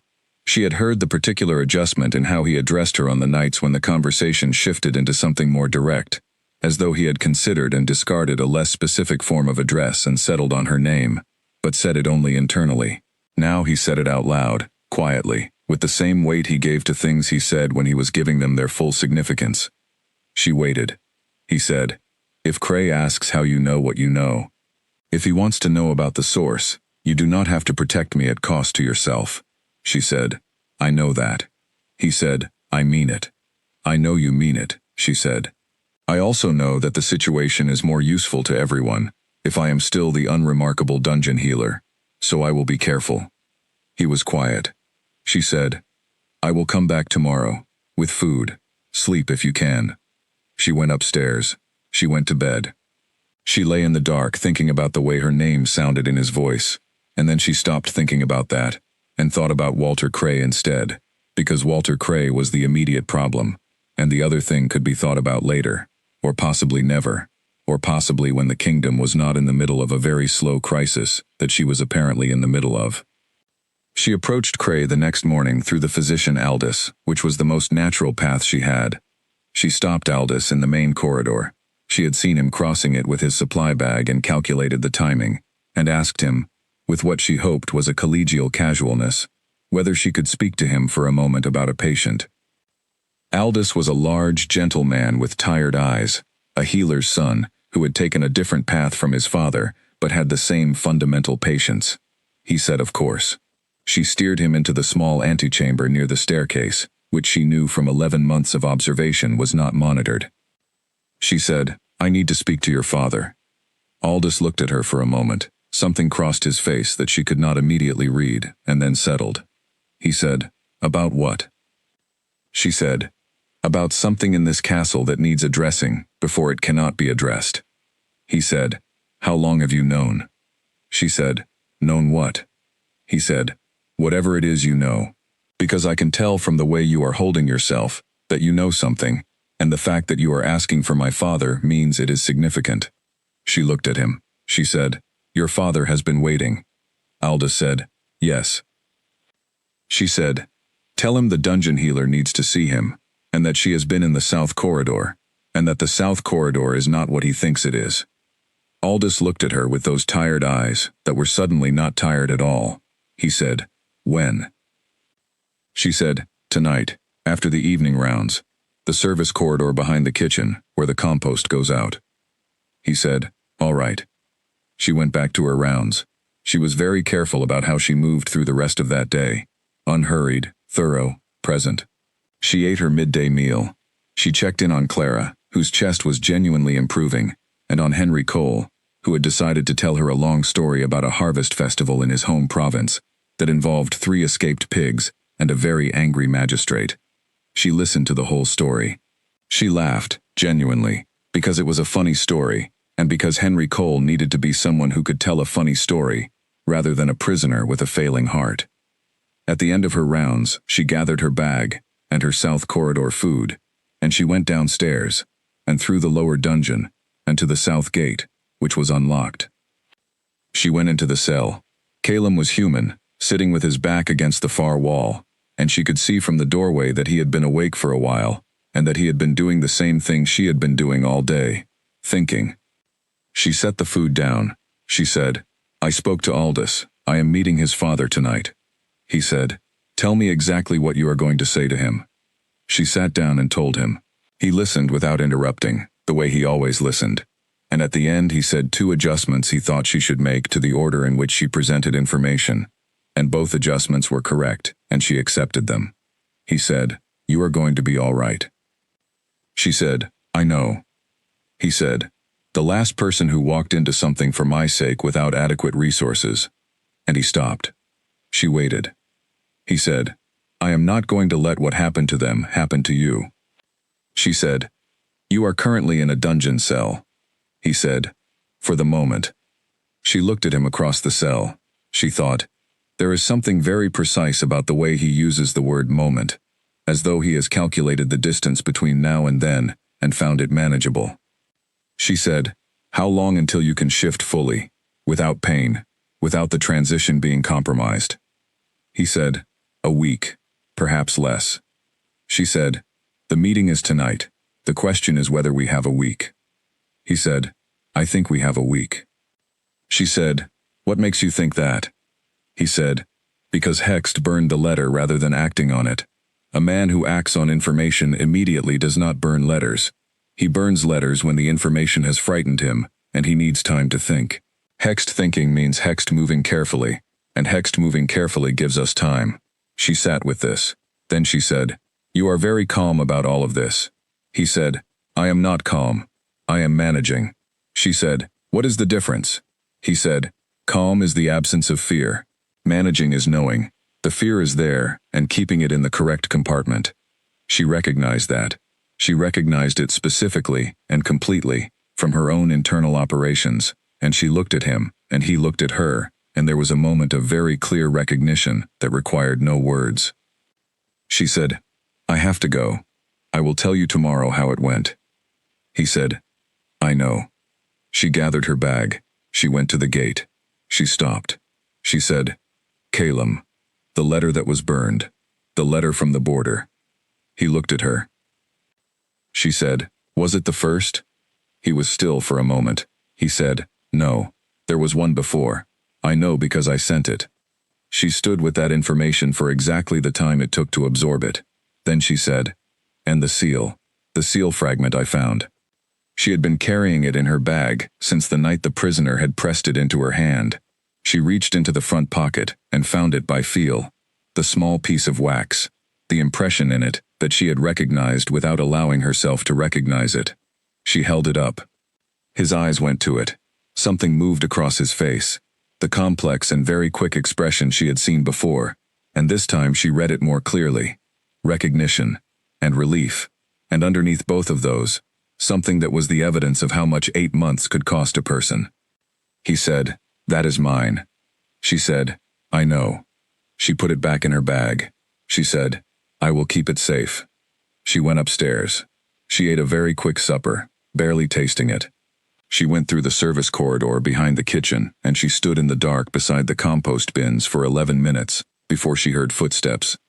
Walter Cray was a solid man in his mid-50s, with a gray-edged beard, and the posture of someone who had been standing at attention for so long, it had become structural. He looked at Marin the way military men sometimes looked at small women who had called meetings about significant matters, with a rapid internal recalibration that was, to his credit, very quick. He said, "You are the dungeon healer." She said, "Yes." He said, "Aldous says you have been in the south corridor." She said, "Yes." He said, "What is in the south corridor?" She told him. She told him in the precise, factual, ordered way that she had planned, starting with the medical facts and moving to the larger implications, and she watched his face as she talked with the same attention she gave every patient. His expression went through 3 distinct changes: recognition, then something she could not immediately name that resolved into a very controlled version of relief, and then a focused, sharp readiness that was what a military man's face did when he had been waiting for something and it had finally arrived. He said, when she finished, "He is in a condition to shift?" She said, "Within the week, possibly less." He said, "And the gate can be opened?" She said, "With the right key. I do not have it, but I know where the spare is kept." He was quiet for a moment. He said, "How many people know about this?" She said, "The ones who need to." He looked at her with new assessment. He said, "You have been running this without any authority to do so." She said, "I am the dungeon healer. Everything in that dungeon is within my authority. That is the exact and literal extent of my standing." He was quiet for another moment. Then he said, "Hext is going to move within the week. I believe that. I have been watching his preparations, and they are nearly complete. He will want the south corridor addressed before he addresses the border situation." She said, "I know." He said, "Then we have less time than a week." She said, "I know that too." He said, "I need 2 days to position my people. Can you keep things stable for 2 days?" She thought about Caleb in the cell. She thought about what she could do with 2 more days. She said, "Yes." He said, "Miss Voss." He was looking at her with the full, direct attention of someone giving credit where credit was genuinely due, which was a particular quality of attention she was not accustomed to receiving. "I have been waiting 8 months for this castle to move. I have watched every person with access to information decide, one after another, that the risk was too great, or the timing was wrong, or someone else would act first. You are a dungeon healer with no standing, and you walked into the south corridor, and you kept a king alive with medical care and food from the kitchen compost." She said, "And lullabies." He looked at her for a brief, startled moment. Then he said, "And lullabies." And he was not quite smiling, but there was something in his voice that was warm, and it stayed there when he said, "Thank you." She said, 2 days. He said, 2 days. She went to bed. The night was long, and she spent most of it in the state that was not quite sleep and not quite waking, turning things over in her mind the way she would during a difficult night watch over a patient in crisis. Not anxious, but alert. Her attention distributed evenly over every element of the situation, monitoring, ready to act. By morning she had processed it. She had placed every person in her mind in their correct position, mapped every path through the next 2 days, identified every place where something could go wrong, and what she would do if it did. She was not confident, exactly. Confidence required more certainty than she had. But she was ready, and for what she had in front of her, ready was enough. The following day was almost perfectly ordinary. Almost. The near miss was Edward Crane, who came to the dungeon corridor in the mid-afternoon, when Marin was between patients. She heard him on the stairs before she saw him, and she was back at her table, reviewing her notes by the time he appeared in the doorway, entirely unremarkable. He stood in the doorway for a moment longer than a casual visit required. She looked up and said, "Mr. Crane, is there something I can help you with?" He said, "Just checking in. The duty clerk mentioned your supply request this week was below your average." She said, "One of my patients died. I adjusted accordingly." He said, "Of course." He did not move from the doorway. He said, And otherwise everything is normal down here? She said, entirely. Henry Cole is improving, which is more than I expected. Clara Fenn's respiratory infection is clearing. The others are stable. Would you like me to walk you through the patient notes? He looked at her. She looked back at him with the open, calm, completely unremarkable expression she had been practicing for 11 months, in the best possible training environment for it. He said, no, that won't be necessary. He left. She did not exhale too visibly until she heard him on the stairs. She went downstairs that night and found the south gate locked. She stood outside it and sang, one song and then another, and then she sat with her back against the wall beside the gate and she said, quietly, toward the bars, 2 days. The captain is moving. Everything is in place. The breathing on the other side of the bars was even and close. He had moved to the inner gate to be near the sound, she could tell. 4. She said, are you ready? A pause.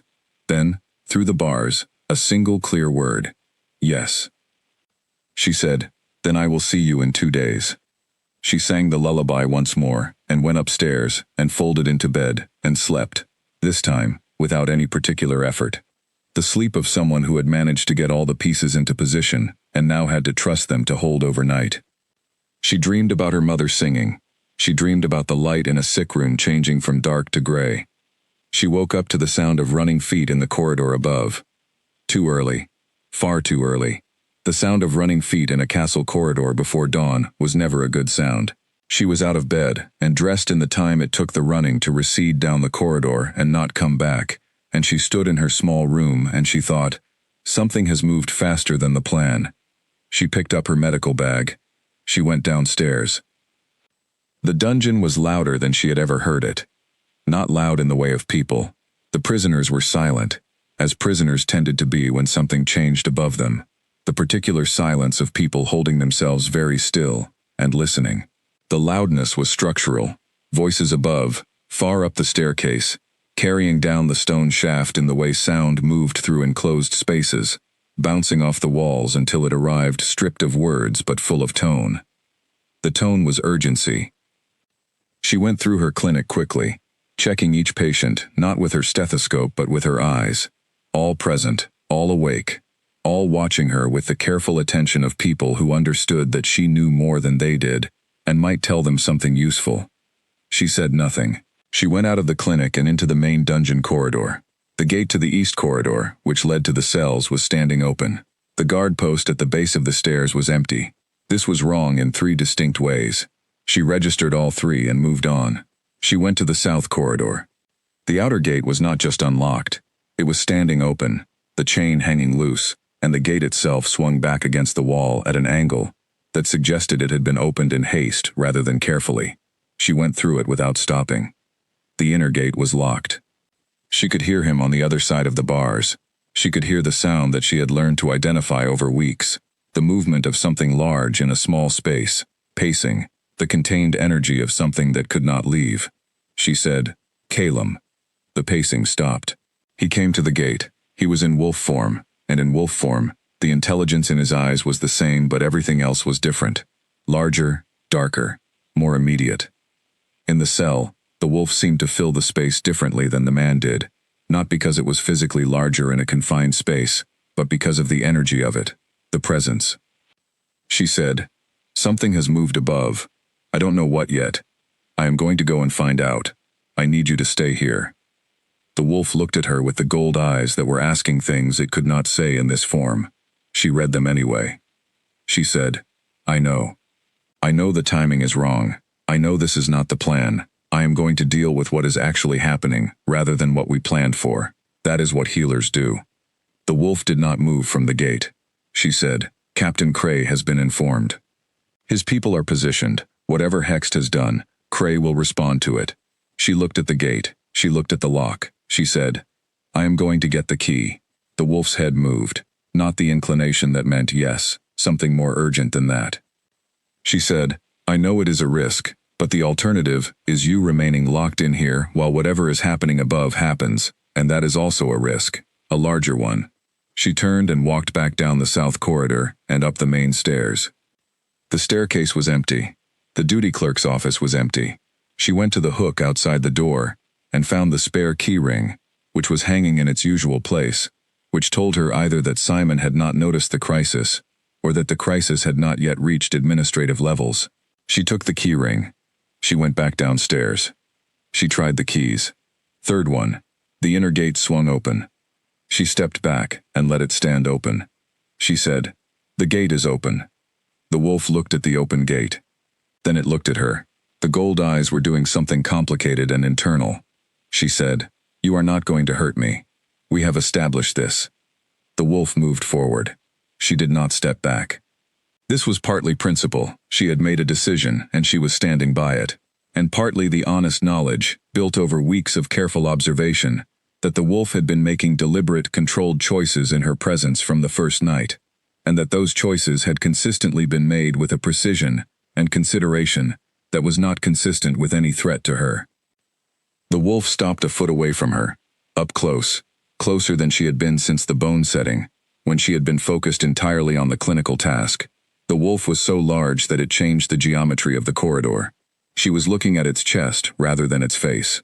She looked up. The gold eyes were level with the top of her head. She said, "We have to go upstairs, and I have to go first, and you have to stay behind me until we understand what we are going into." The wolf inclined its head, the deliberate inclination. "Yes," she said. "All right then."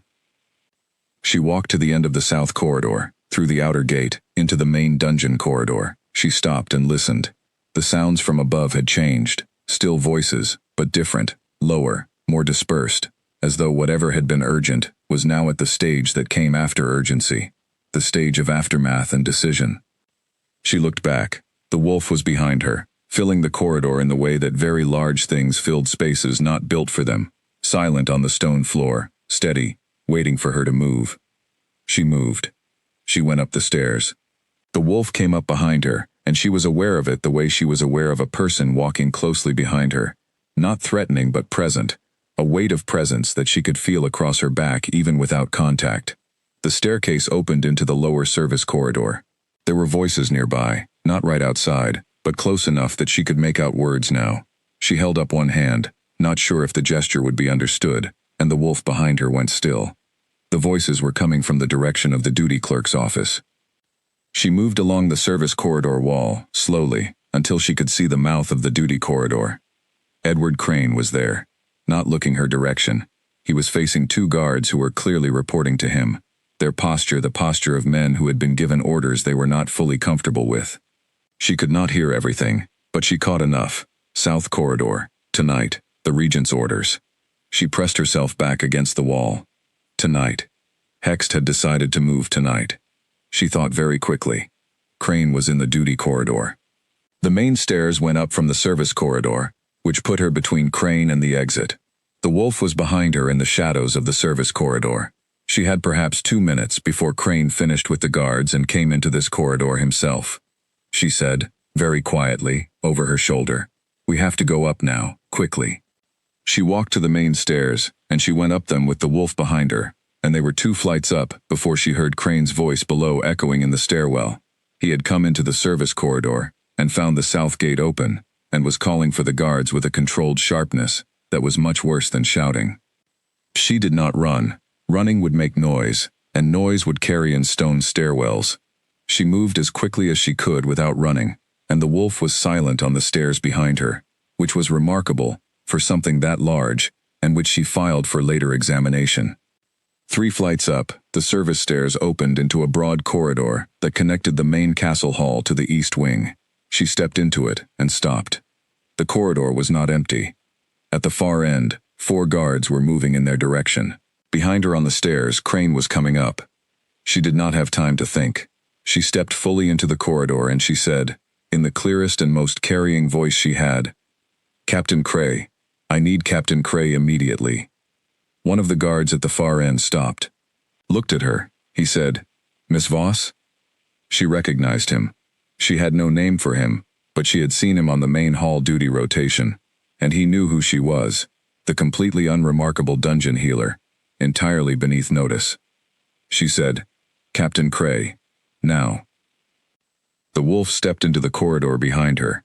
The guard's eyes went past her shoulder, and everything in his face changed at once, not with fear, exactly, though the color left his face, but with something she recognized after a half-second as recognition.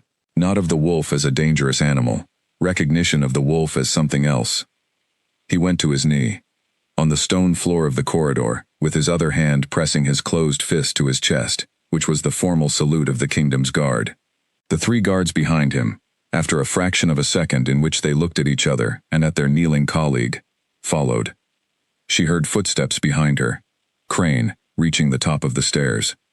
She did not turn around, she said, toward the corridor ahead of her, steady and clear.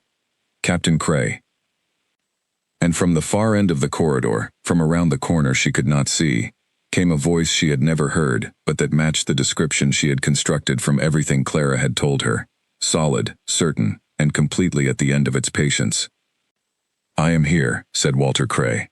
He came around the corner at the head of 8 guards, who all moved with the coordinated efficiency of people who had been waiting a very long time to be given a direction to move in. He stopped in the middle of the corridor and looked at the wolf, and the wolf looked at him, and something passed between them that she could not describe, but that she understood to be recognition, of a long and fundamental kind. Cray saluted. The 8 guards saluted. Then he looked at Marin. He said, "Miss Voss." She said, "Good morning, Captain." Behind her, Edward Crane said, "What is happening here?" His voice had lost its pleasant quality entirely. What remained was flat and cold, and carried a danger she was acutely aware of. She turned around. Crane was standing at the top of the service stairs, and behind him were 2 more guards, his guards, not Cray's, and his face was doing the thing that faces did when an extremely controlled person encountered something they had not planned for, and were deciding rapidly which way to move. She said, "Mr. Crane, I think you should speak to Captain Cray." Crane looked past her to the wolf, and then to Cray and his 8 guards. The calculation in his eyes was rapid and completely visible if you knew what you were looking at, and she had been reading people in the specific and limited way that she was able to do for long enough to read it clearly. He was measuring the distance between what he had planned and what was actually in front of him. He said, "This animal is a danger to everyone in this castle. It needs to be returned to the south corridor immediately." Cray said, "No." The flatness of that single word closed the corridor like a door. Crane looked at Cray. He said, "The Regent's orders." Cray said, "The Regent does not outrank the Alpha King."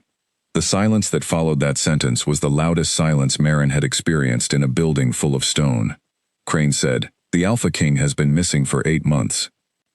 Cray said, "He has been in the south corridor of this dungeon for 8 months, with inadequate medical care, no food, no light, and a broken leg that had been left to worsen for a week, before anyone with a medical qualification was allowed near it." He was looking at Marin on those last words, and she understood that he had assembled this from what she had told Aldous, and what Aldous had told him. He is standing in this corridor. He is not missing. He has never been missing. He has been held. Crane said, "That is a very serious claim." Cray said, "It is a statement of fact."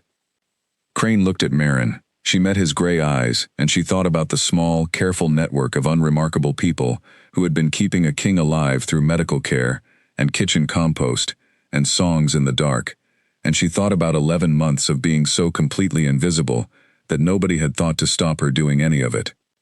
She said, "I am the dungeon healer. I have been treating this patient for 3 weeks. My notes document his condition, his treatment, and his recovery. Everything is in order." Crane said, "You are a junior healer, with no standing." She said, "I know. Is my documentation inaccurate?" He had nothing to say to that. She had known he would have nothing to say to that, because her documentation was meticulous and coded and entirely capable of being decoded by anyone with a healer's training, and a piece of paper she had already prepared for exactly this purpose. What happened next did not happen to her, exactly. It happened around her, the way a storm moved through an area. Crane's 2 guards looked at each other, and then, slowly, stepped back from him. Cray's 8 moved forward. Crane said something about the Regent that she did not catch all of, because her attention had gone to the wolf beside her, who had turned, and was looking down at her, with those gold eyes from very close. She looked back up at him. She said, very quietly, Just for the two of them. You need to be human for the next conversation. The wolf's eyes held hers for a moment. Then she stepped back and looked at the wall, because she had read enough about the shift to know that it was not a private thing when it happened, but that it should be, and she was going to provide what privacy she could, which was not much, but it was something. Behind her she heard it. The shift was not as she had imagined from the academic descriptions she had read, which had described it in dry biological terms. The reality of it was larger and more immediate than that, a sound and a change in the air that was impossible to describe precisely, and that she would remember in the specific, sense-level way she remembered things that had no adequate language. Then there was silence. Then, from behind her, Caleb's voice, quieter than it had been in the dungeon, steadier. He said, "Walter." Cray said, "My lord." And his voice, which had been precisely controlled throughout the whole of the corridor, broke on those two words, in the way that a person's voice broke when something they had not allowed themselves to fully feel was suddenly right in front of them. She did not turn around. She was looking at the wall. She heard Cray cross the corridor, heard the particular sound of two people who knew each other well, closing a distance that had been too long. She heard other things she was not going to include in any report or retell to anyone, because they were private, and they were not hers. When she turned around, Caleb was standing in the corridor, human, upright, wearing what he had been wearing in the cell, which was inadequate for a corridor, but was what there was. And Walter Cray was standing at his side in the posture of someone who had found what they had been looking for, and was not going to leave it again. Edward Crane was gone. She looked at the space where he had been. She looked at Cray's guards. One of them, catching her look, said quietly, "The captain had him secured, miss. Before you turned around." She said, "All right." She said it to herself as much as to the guard. "All right." The word landed solidly in her chest, and she held it there. Caleb looked at her across the corridor. He was not using the controlled, managed expression she had learned to read over weeks in the dungeon. He was not managing anything right now. He was looking at her with something that was open and direct, and considerably more than she had the vocabulary for, and she looked back at him. And neither of them said anything in the way that people did not say things when the thing that needed saying was too large for the current moment. Cray said, very practically, "We need to move to the council room. There is a great deal to do." Caleb said, "Yes." He was still looking at her. She said, "Go. I have patience." He said, "I know you have patience." She said, "Go, Caleb." The corner of his mouth moved. She recognized it. The very controlled, almost smile that she had catalogued dozens of times. And then he did something he had never done before, which was let it stop being almost and become fully a smile, brief and real, and directed entirely at her, and then it was gone, and his face was the face of someone with a great deal to do. He went with Cray and the guards, and the corridor emptied of everything, except Marin, who stood there for a moment with her medical bag and her coded notebook and the small piece of wax seal in her front pocket. She thought, "All right then." She went downstairs to check on her patients. The castle reorganized itself with an efficiency that Marin found both remarkable and slightly disorienting to watch from her position at the base of it. She watched from that position because her position did not change. She was still the dungeon healer. She still had patients. She still had rounds to do, reports to file, supply requests to write. The fact that several floors above her the entire administrative structure of the kingdom was in the process of rapid and irreversible recalibration did not alter the immediate needs of Henry Cole's heart or Clara Fenn's lungs. She did her rounds. The first morning after, she found all 5 remaining patients awake before she arrived, which had never happened before, and which told her that sound had carried in the night, in ways that had made sleep difficult. She checked everyone carefully. The anxiety of uncertainty had real physical effects, and she was methodical about assessing them all. Henry Cole told her, when she listened to his heart, that there had been the sound of boots in the upper corridors for most of the night. She said she knew. She did not say more than that, and he did not push her, which was one of the things she appreciated about Henry Cole. Clara was sitting up perfectly straight, with her hands folded in her lap, and the expression of someone who had known a great deal, and had been waiting with considerable patience to find out if they had known correctly. She said, "Well?"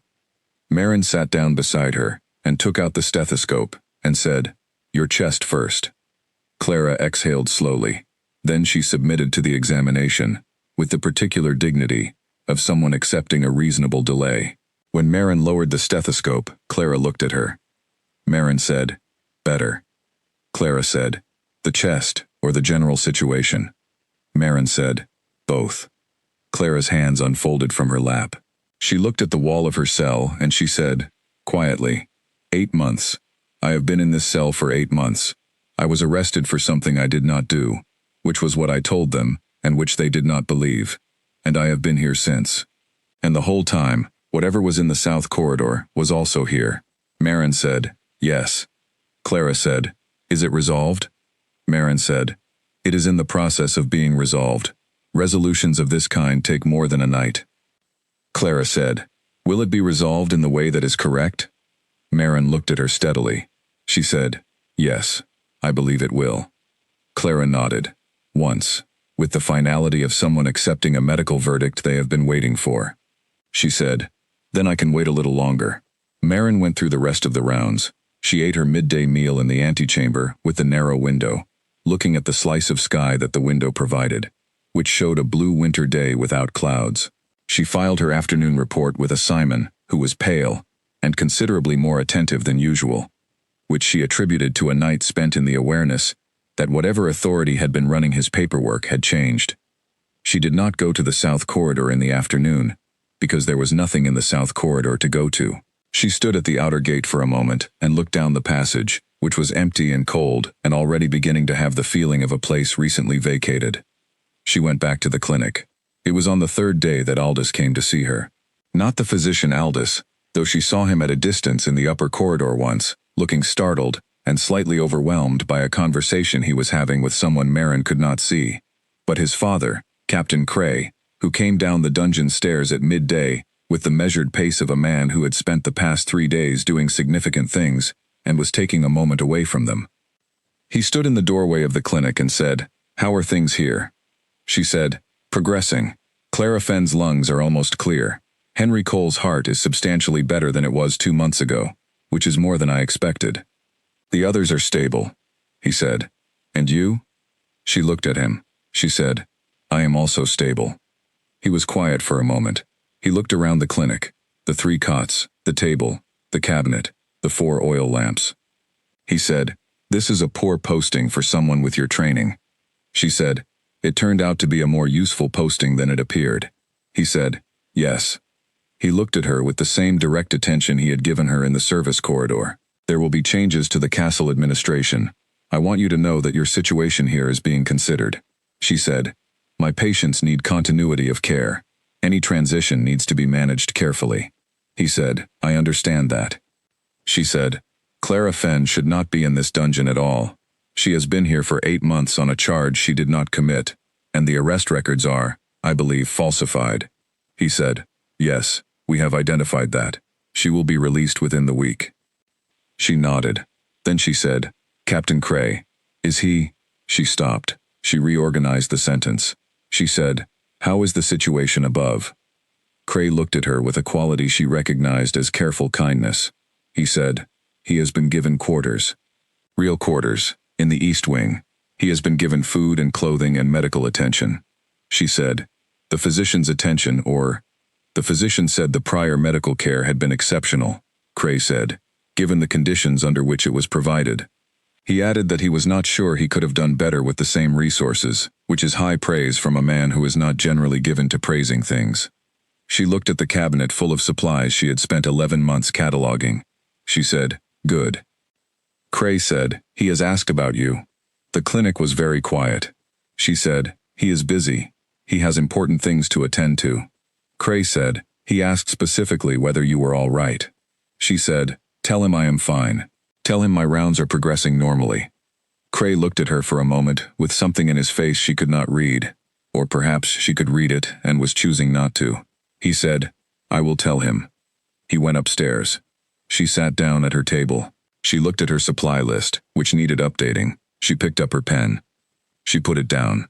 She had spent 11 months in this dungeon, learning the particular discipline of not wanting things she could not have. She had gotten very good at it. She had gotten good at it because it was the only way to manage a posting that was designed to be forgotten, in a castle where she was beneath notice, with 6 patients and limited resources, and no power, and no connections. She had gotten so good at it that she realized, still doing it, still managing down, still taking the smallest version of what she allowed herself. She picked up her pen again and wrote the supply list with the same focus she gave everything, and when she was done she filed it and went through her afternoon rounds and sang, that evening, outside the empty south corridor gate, the lullaby into the silent dark. Old habit, she told herself. On the 5th day, she was in the upper corridor near the supply office when she heard footsteps behind her that she recognized. She had catalogued a great many qualities about him in the dungeon, his breathing, his voice, his silence, and she had, apparently, also catalogued the sound of his footsteps, because she knew them before she turned around. She turned around. He was wearing clean clothes that fit him properly, which was the first time she had seen him in either clean clothes or clothes that fit him. He looked different. She was not sure if it was only the clothes, or if it was the combination of adequate food and real sleep, and the cumulative effect of the past 5 days of being neither in a dungeon cell nor in immediate crisis. He looked like someone who had been restored to what he actually was. It was a larger change than she had prepared herself for. She said, "You look better." He said, "I have been told the prior medical care was exceptional." She said, "It was adequate given the resources available." He said, "Yes." That is what Aldous Sr. said, which I believe is as close to enthusiastic endorsement as Aldous Sr. has ever given anything. She said, "How are you feeling?" He said, "Well." She said, "That is not a medical answer." He said, "No, it is not." He looked at her, and the gold eyes were the same as always. The depth was the same, and he said, "I want to talk to you." She said, "I have a supply meeting in 10 minutes." He said, "After." She said, "After I have rounds." He said, "After rounds." She said, "I have." He said, "Marin." She stopped. He said, "I have been trying to speak to you for 5 days. You have been consistently and creatively unavailable." She said, "I have been doing my rounds." He said, "You have been doing your rounds more thoroughly than at any point in the previous 11 months." She looked at him. She said, "How do you know what my rounds were like at any point in the previous 11 months? He said, "Captain Cray has been very informative." She was quiet for a moment. She said, "Captain Cray should mind his own business." Calum said, "Captain Cray considers this his business." The upper corridor was, at this particular moment, mercifully empty of anyone else. She was aware that this would not last. The upper corridor was generally not empty for long. She said, "I have a supply meeting." He said, "Yes. And after that rounds. And after that, evening check. And after that, notes. I know. I know all of it. I have been listening to everything you said in that cell for 8 months, Marin. 11 months for you. I know what your day looks like." She said, "Then you know I am busy." He said, "Yes." He was looking at her with the direct look she had spent weeks learning to read, and then had thought, on that morning in the corridor, that she had read its full content, and now she was not sure she had.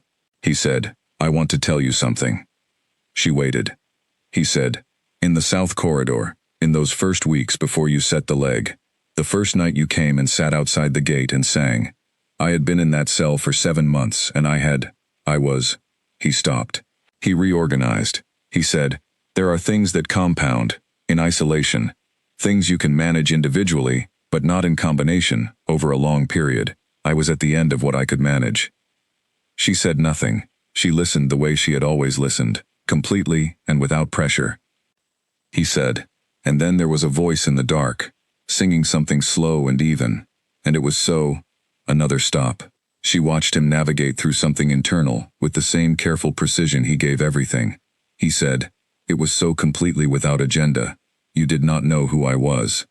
You were not doing it for any reason, except that there was something in pain in the dark, and you had a voice, and you used it." He looked at her.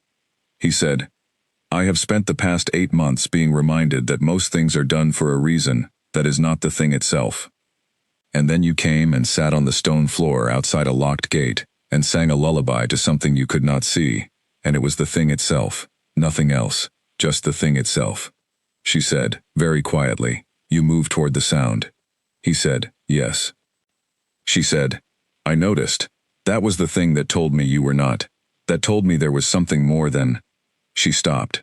She said, I should not have said that. That is not the professional frame. He said, there is no professional frame left between us, Marin.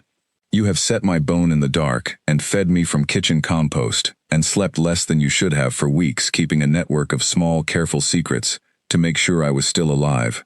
I have told you things I have not said out loud to anyone. There is no professional frame. She looked at the floor. She looked at her medical bag, which she was still holding, as though she were about to go somewhere, though she was not going anywhere right now. She said, I know what you are. He said, yes. She said, I am a dungeon healer. He said, you are the most competent, most careful, most reliably honest person I have encountered in a very long time, and I want to have a conversation with you that is not through iron bars or in the dark, and I want to have it soon. She looked up at him. She said, I have a supply meeting in 8 minutes. The corner of his mouth moved, the controlled almost smile that she had catalogued, that she had watched, become a real smile on one extraordinary morning in a corridor. It was almost again now, but the almost had changed, she thought. It was a different kind of almost, warmer, like something keeping itself contained not from caution, but from choice, and choosing to let her see the containment. He said, this evening, after rounds. She said, all right. She went to her supply meeting. She went through her rounds with the same care she always gave them, and Henry Cole noticed that she was very thoroughly attentive to every detail of his heart rate this afternoon, and he did not say anything about it, which was very tactful of him. Clara Fenn noticed too and said neutrally, interesting afternoon? Marin said, the chest sounds better. Clara said, yes, it does. That evening, after rounds, Marin stood outside the south corridor gate for the last time. She did not go in. She stood outside it, and she looked at the empty passage, and she thought about the sequence of choices that had brought her here, the chain of small decisions that had started with sitting down on a cold stone floor, because she had a voice, and there was something in pain in the dark. She thought about her mother, who had had a practical mind, and would have understood all of this immediately. She thought about 11 months of invisibility, that had turned out to be, in the end, precisely the right position for everything that had been needed. She turned away from the south gate, and she went upstairs. She found Calum in the small courtyard off the east wing that she had not known was there, which told her that Captain Cray had made sure she would be pointed in the right direction. It was a cold night, and the courtyard had a stone bench and a single lantern, and he was standing beside the lantern because she had spent 3 weeks bringing lanterns into the dark for him, and she thought, looking at him standing in the light, that he had understood that. She sat down on the bench. He sat down beside her, not too close, at the distance of someone who was asking permission through physical space. She said, you wanted to talk. He said, yes. He looked at the lantern. He said, I want to ask you something, and I want you to answer honestly, which I know you will do, because you always do. She said, all right. He said, in the south corridor, not as my healer, not as someone who made a series of practical decisions in difficult circumstances, but as you, sitting on the floor outside an iron gate in the dark. What were you doing? She sat with the question. She gave it the same honest attention she gave difficult diagnoses. She said, I was doing the thing that was in front of me. He said, yes, but what was the thing in front of you? She looked at the lantern. She said, there was something in pain in the dark, and it was alone, and I couldn't leave it alone. I don't know how to leave things alone that are in pain. He said, I know. She said, that is not a declaration. That is not, I am not telling you it was more than that. I am telling you what it was. He said, and what is it now? She looked at him. He was looking at her with the gold eyes that had been the first constant in everything, the thing she had recognized, before she recognized anything else about him. She said, now is a more complicated question. He said, I know. She said, you are going to be very busy. He said, yes. She said, there is a war at the border. He said, yes. She said, and a regent to deal with, and 8 months of decisions to review, and a kingdom to. He said, Marin. She stopped. He said, yes, all of that. And through all of that, I am going to want to talk to you. Not as a matter of protocol, not as a formal arrangement, just talk to you, the way we talked in the dark, the way you told me things about your patients, and I told you things about the border, and neither of us had a formal arrangement about any of it. It just happened. She said, things that just happen can be complicated to maintain when there are formal arrangements around them. He said, I know. I am asking you anyway. The courtyard was cold and very quiet. The lantern put a circle of light around both of them, the same lantern circle she had sat inside for weeks in the south corridor, and inside it was warm, and outside it was the castle's winter dark. She said, All right? He said, All right. They sat in the light for a while. She was not sure how long enough for the tension in the situation to relax into something else, something quieter and more comfortable. The way a long-held breath was better after it was finally let go. She said, Your arm. He said, What about my arm? She said, I need to do a final examination. The bone is healed, but I want to confirm the joint mobility has fully recovered. He held the arm out toward her, the same way he had held it through the bars of the gate in the first days after the shift. She took it in both hands, gently, the way she held things that hurt. And she worked through the examination with the same focused attention she gave every patient. The radius was solid. The joint moved through its full range without resistance. The healing was complete. She said, Good. He did not take the arm back immediately. He looked at her hands on his arm, and then at her face, and she looked back at him. She said, You are discharged. He said, As a patient. She said, As a patient. He said, And otherwise? She said, Otherwise is a much longer conversation. He said, I have time. She let go of his arm. She sat back. She said, You have a kingdom. He said, I have a kingdom, and I have time. One does not preclude the other. She looked at the lantern. She thought about the south corridor in the dark, and the sound that had reached her through the floor 6 nights in a row before she made the decision to go toward it. And she thought about the particular quality of moving toward something in the dark, with no guarantee of what you were going to find, only the certainty that something there needed what you had. She said, I want to ask you something, and I want you to answer honestly. He said, Yes.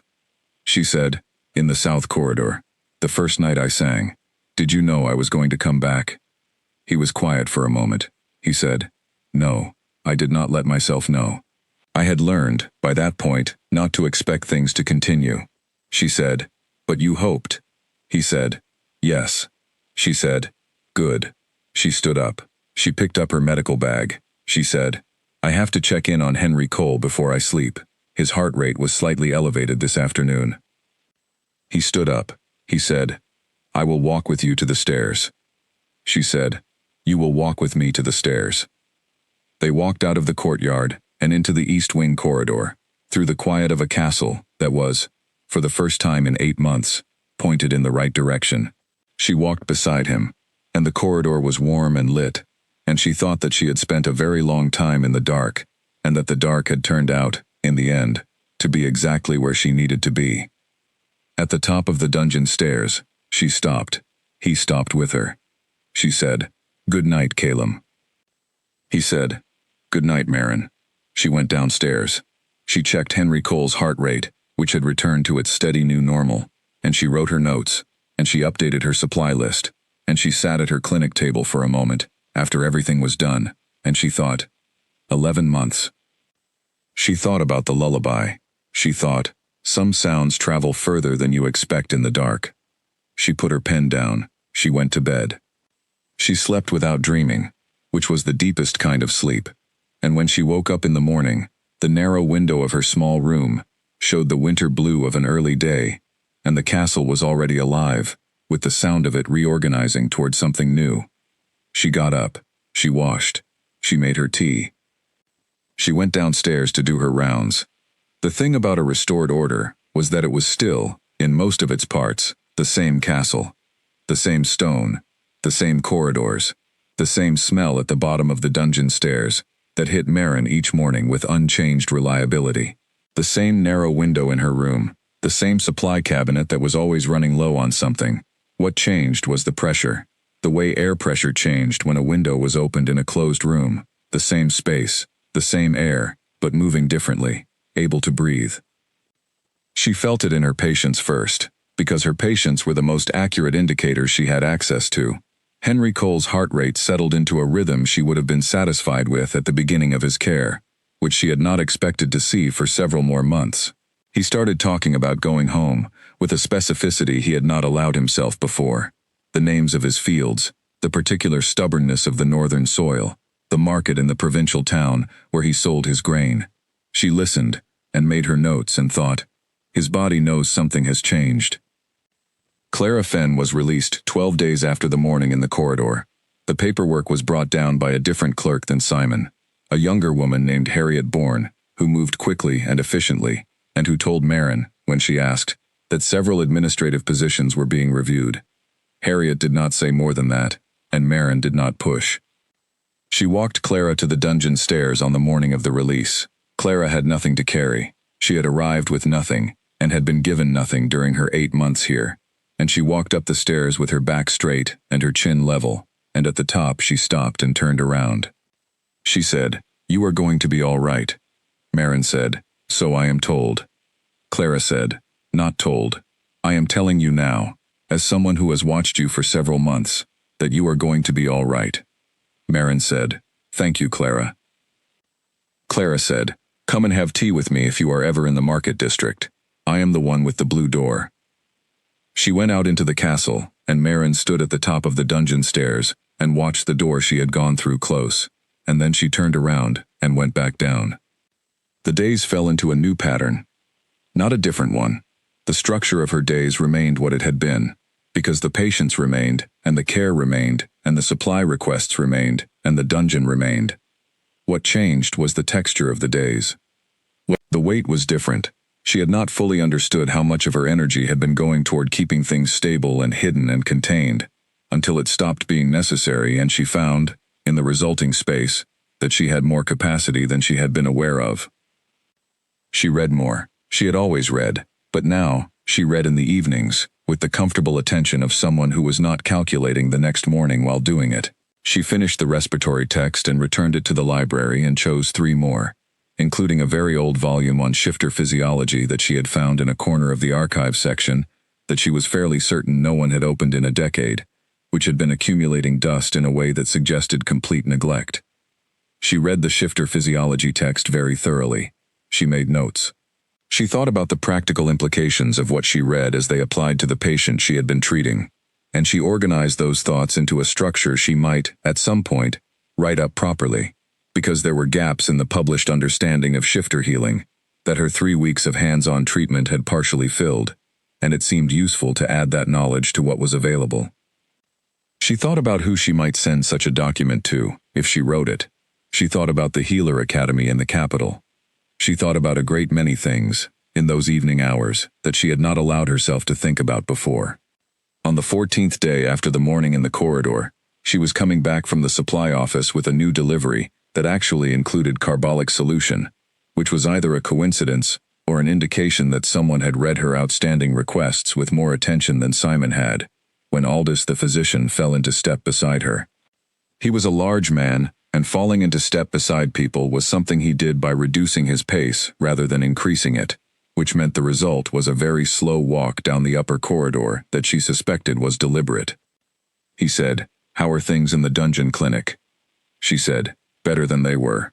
He said, "I heard Cole's heart has improved considerably."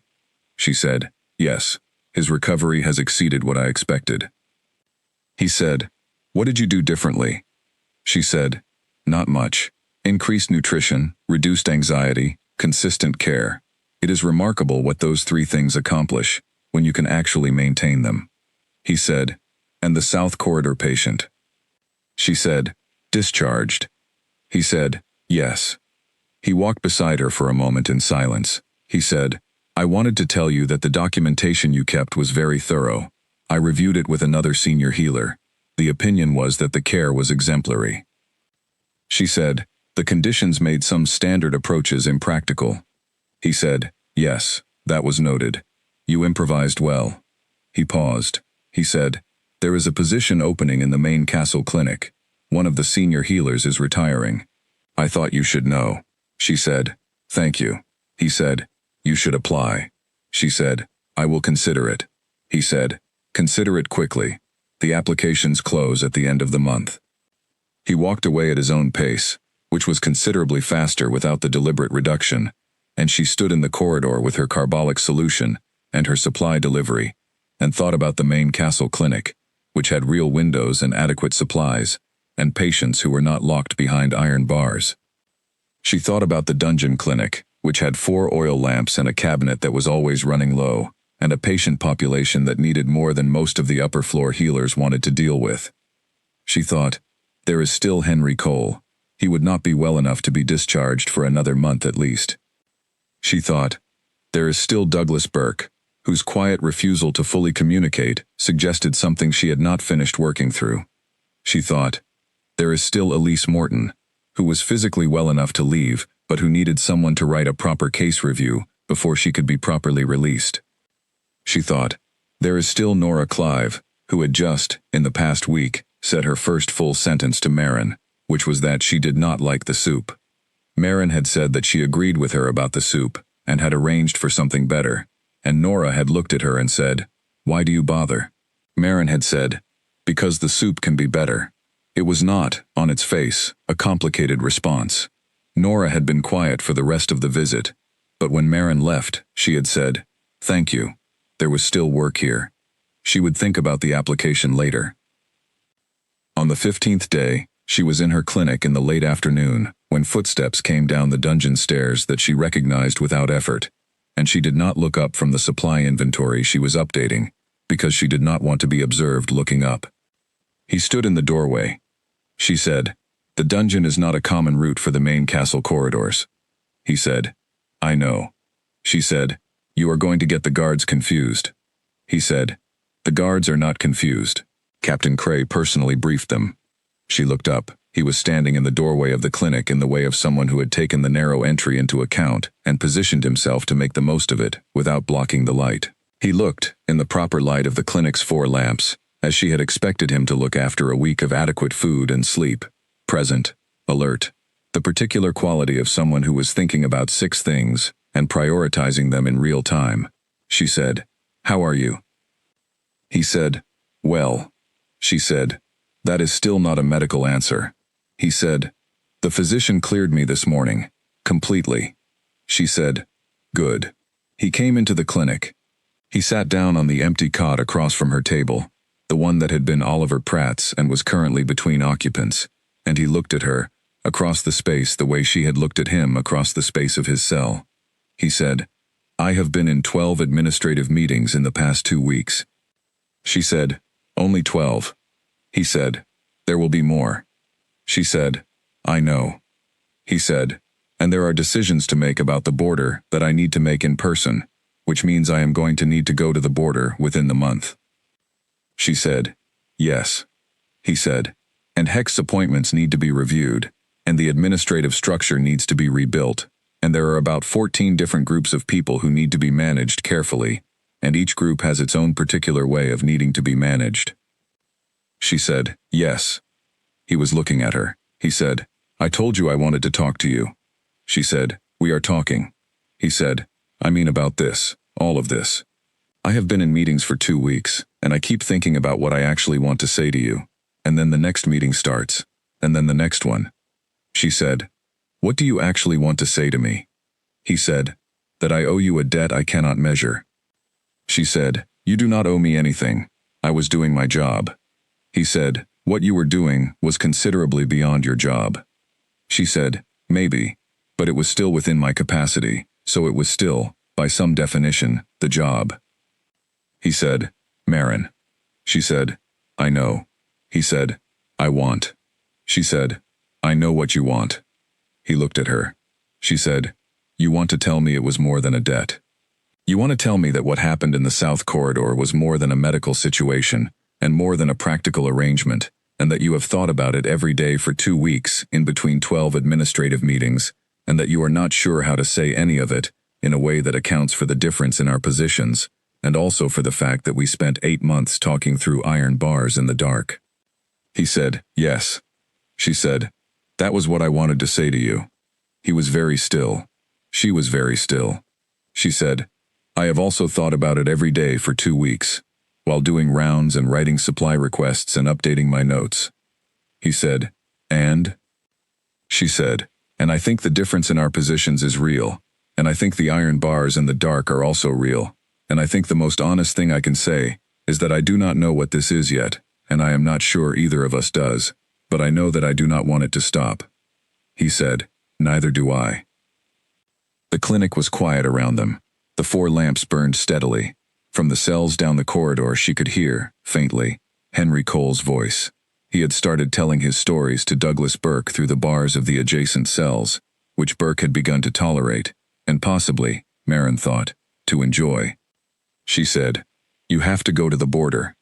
He said, yes. She said, and I have patients here who are not finished. He said, yes. She said, so what we have is not straightforward. He said, no, it is not. He was looking at her with the gold eyes that contained everything she had learned to read over months, and she was reading them now without effort, the way she read things she had studied long and carefully, until the reading was effortless. He said, what we have is what has always been the case with you and me. Not straightforward, not with adequate resources, not under ideal conditions, just the thing in front of us. She said, you have been paying attention. He said, from the beginning. She said, all right then. He stood up. She stood up. In the small clinic with the 4 lamps and the supply cabinet and the 3 cots, they were closer than they had ever been in the same form, in the same room, with no bars between them. She said, the border can wait 1 hour. He said, the border can wait 1 hour. She said, there is a better courtyard than the one off the east wing. It has a garden that someone has been maintaining all winter. I found it last week. He said, show me. She picked up her bag out of habit, then set it down. She did not need her medical bag for a courtyard. She went out of the clinic and up the dungeon stairs with him behind her, and the castle was warm above, with the business of a place finding its way back toward what it was supposed to be, and she walked through it, and she thought, this is the thing in front of me. She thought, all right then. They went to the courtyard, which did indeed have a garden, and in the winter garden the plants were bare, but the structure of them was beautiful, in the way that bare things were sometimes more beautiful than full ones, because you could see the shape of them. She sat on the stone bench, and he sat beside her, and they talked the way they had talked in the dark, easily, without agenda, the thing itself, and nothing else. And for 1 hour, the kingdom waited without any apparent crisis. She thought, I have been in the dark for a long time. She thought, it is good to be in the light. She did not say this. She did not need to. He was sitting beside her in the winter garden, and the light was the thin, bright light of a cold day, and it was enough. He left for the border 17 days after the morning in the corridor. She was in her clinic when the departure happened. She could hear the organized sound of it in the upper castle. The kind of sound that was not disorder, but its opposite. The coordinated movement of people and horses and the particular voice of a castle seeing something off. She stayed where she was, and she updated her notes on Nora Clive's progress, and she thought about 17 days. 17 days of the winter garden and talking, and 3 evenings in the courtyard with the single lantern, and 1 afternoon in the castle library where she had been researching, and he had come to find her, and had, without comment, pulled a chair to the table beside her, and read a different text for an hour, in companionable quiet while she worked. She had not asked him what he was reading. He had not interrupted her. At the end of the hour he had put the text back and said he had to attend a meeting, and she had said she would be here, and he had gone. 17 days was not long enough to know what to call something. She had decided she was not going to call it anything yet. She was going to call it what it was, the thing in front of her, the thing she was doing, because she was constitutionally unable to turn away from things that mattered, and this mattered, and she would continue not to turn away from it for as long as it continued to be there, to not turn away from. She was aware that this was not a sentence that would satisfy most definitions of planning. She was a person who planned carefully in all other areas of her life. She was being honest about this particular inconsistency. Nora Clive was talking, not freely, not in the way of someone who had decided to be open, but in the way of someone who had determined that talking was marginally less costly than not talking, and was testing that determination. She told Marin, on the morning of his departure, that she had been arrested because she had been in the wrong place when something happened, and the people in charge had needed someone to take the responsibility for it, and that she had understood from the beginning that protesting her innocence would not help her, and so she had not bothered. Marin said, "That must have been very frustrating." Nora said, "Yes." Marin said, "Things are being reviewed. I think your case will be looked at. I will write a supporting note if you want me to." Nora said nothing for a moment. Then she said, "Why?" Marin said, "Because you should not be here." Nora said, "You said that about the soup." Marin said, "Yes." Nora was quiet. She said, "All right." Marin wrote the note that afternoon. She filed it through the new administrative process that Harriet Bourne had explained to her the previous week, which was more structured than the previous system, and considerably less likely to lose things entirely. She was fairly confident Nora would be released within a month. Douglas Burke spoke to her for the first time with real content on the 6th day after the departure. He said, "Something has changed in this castle." She said, "Yes." He said, "For the better." She said, "I believe so, yes." He said, "I was arrested under orders from someone I later understood had no legitimate authority to issue those orders. I would like to know what my options are." She said, "I can refer you to the new administrative review process. I can write a supporting medical note. And I can tell you that the person who issued those orders is no longer in a position to do so." Douglas looked at her. He said, "The whole dungeon knows things have changed. We hear things. No one has told us officially, but we hear." She said, "Yes, things have changed." He said, "Are you part of why things changed?" She said, "I did my rounds. That is my job." He looked at her for a long moment, and then he said, quietly, "Thank you." She said, "I'll file the referral this afternoon." Henry Cole, on the other hand, was interested in the changed situation, primarily for what it meant for his grain tax, which he asked about with the directness of a man who had spent 8 months sitting in a cell thinking about exactly this, and had finally decided to ask someone who might know.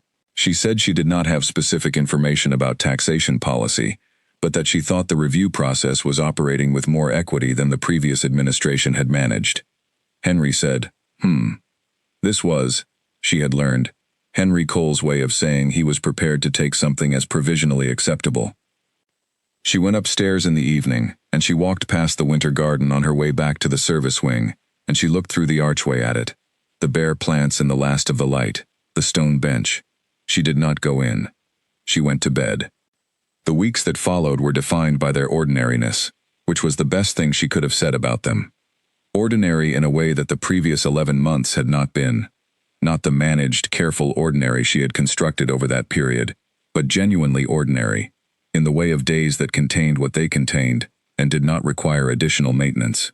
She wrote up the shifter physiology document she had been planning and sent it to the Healer Academy with a covering note that described her clinical experience without identifying the patient, which she felt was the appropriate balance between useful information and appropriate discretion. She applied for the main clinic position. She thought about it very carefully beforehand, and she decided that applying was the right thing to do, because the main clinic had resources she could not access in the dungeon, and she was a better healer than her 11-month posting suggested, and she was tired of her skills being limited by a supply cabinet that was always running low. She applied with the same methodical care she applied to everything, and she sent the application to Aldous Sr.'s office, because he was, she understood, overseeing the clinic staffing review. 3 days later, she received a response that said her application had been received, and that she would hear within 2 weeks. She received a letter on the same day. The letter was from the boarder. She recognized the handwriting from the single letter he had written to her in those weeks before he left, which she had received through the general castle mail, and which had been short and factual, and entirely professional in tone, except for the last line, which had said, "The garden will look better in spring." She was fairly certain that she had read that line 4 times before she put the letter away. This letter was also short. It described the situation at the border in terms that were general enough not to be sensitive, and specific enough that she could form an accurate picture. It described the weather, which was difficult. It said that the accommodations were adequate, but that the food was inferior to what Mrs. Aldred managed, which she read as a precise and deliberate reference that made her sit with it for a moment. It said that he had spoken with the senior commanders, and that the path forward was clearer than he had hoped. The last line said, "How is Henry Cole?" She wrote back. She wrote about Henry Cole's improving heart, and Nora Clive's progress, and the winter garden, and the shifter physiology document she had submitted to the academy. She wrote, "At the end, the application for the main clinic position has been filed. I will know within 2 weeks." She thought about adding something. She wrote the letter twice.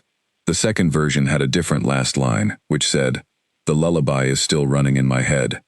She sent the second version. The 2 weeks passed. She received a formal offer from the main castle clinic. The offer was for a senior healer position, not a junior one, which she had not expected, and which she sat with for a moment before she realized, reading between the careful administrative language, that someone had reviewed her actual work rather than her original placement ranking, and that the work had resulted in a different conclusion than the ranking. She accepted the offer with a covering note that included a request for a 2-month transition period to ensure continuity of care for her current patients. Aldous' office sent back a note that said, "Of course." She spent the 2-month transition doing exactly what she had always done, her rounds, her notes, her supply requests, while also beginning to familiarize herself with the main clinic and its rather different operational profile. The main clinic had 5 healers, and a physician, and 2 students, and a supply system that actually worked, and patients who ranged from castle staff to visiting nobles, to people who had been injured in or around the castle grounds. The ceiling was higher, the lamps were more numerous, the cabinet was full. She walked into it the first morning and stood in the doorway for a moment and felt something that was, she thought, what adequate resources actually felt like. She brought the shifter physiology notes with her to the main clinic on her second visit, because there were books there she wanted to cross-reference, and she was working at one of the large tables near the window when a healer she had not yet formally met sat down across from her with a cup of tea and said, "You are the one who was in the dungeon for 11 months. She said, "Yes." The healer, a tall woman named Frances Holt who had a directness that Marin immediately respected, said, "We heard things. During those weeks in winter. Nothing official. But things." Marin said, "I did my rounds." Frances Holt looked at her for a moment. Then she said, "Yes, I expect you did." She looked at the shifter notes on the table. She said, "That's the physiology document that came through the academy last week. I read it. It was very good." Marin said, "Thank you." Frances said, "The clinical observations in Part 3 are going to change how we approach fracture management in shifter patients, if we ever have shifter patients, which is apparently more likely than it used to be." Marin said, "I hope the methodology is accessible." Frances said, "It's very clear, unusual for a first submission." She looked at Marin with the direct attention of a colleague, rather than a superior. "Are you planning to write more?" Marin said, "I think so." Frances said, "Good. We could use it." She went back to the dungeon clinic each morning for the 2-month transition, completing her rounds, making sure each patient had proper care coverage arranged for after she moved, reviewing the documentation so it would be coherent to whoever took over. Henry Cole was discharged on the 43rd day of the transition, which she had not predicted, but which was exactly right. He had been ready for 2 weeks, and she had been quietly preparing his discharge documentation. And on the 43rd morning, she went into his cell, and he was sitting on the edge of his cot, with the particular look of someone who had been awake for a while thinking. She said, "Henry." He looked at her. She said, "I think it is time." He said, "Do you?" She said, "Your heart has been stable for 3 weeks. Your strength is back. You have plans." He said, "3 pigs. I have plans involving 3 pigs." She said, "I know." He stood up. He was steady. Steadier than she had expected him to be on the day she met him.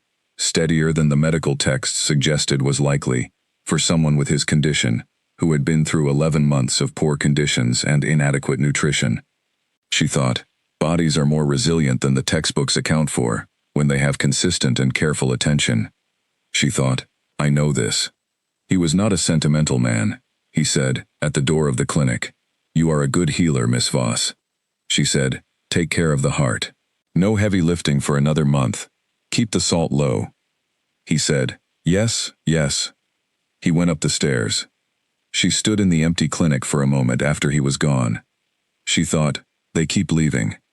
She thought, that is what they are supposed to do. On the last day of the transition period, she received a second letter from the border. It was longer than the previous ones.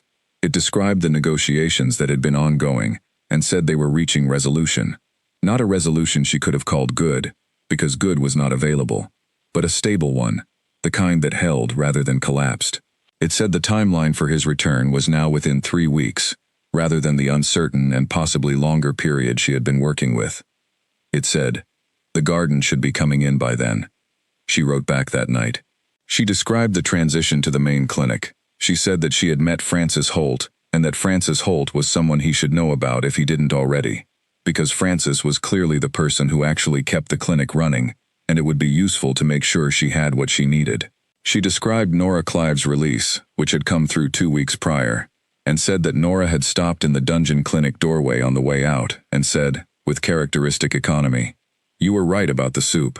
She described Douglas Burke's referral outcome, which had been good. She did not write the last line she drafted, which was, "I have been practicing the second verse of the working song for when you come back."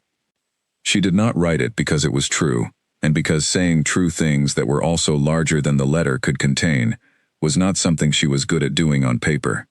She was better at saying true things out loud, quietly, in a specific direction. She sent the letter. She went to the winter garden on the way back from the mail office, and she stood in it for a while. The bare plants of January had been adding to themselves in the way that bare plants did in the slow approach of spring. Tiny additions, the tips of things, the promise of leaves not yet visible.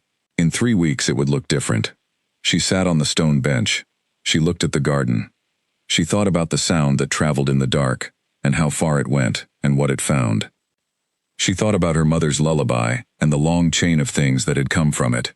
The bone set in a dungeon cell, the network of small, careful people, the wax seal fragment she still carried in her bag though there was no longer any particular reason to, the coded notebook she had been planning to organize into a proper case record once she had more time, the winter garden, the letter from the border asking about Henry Cole. She thought, this is what a thing looks like when it becomes something else.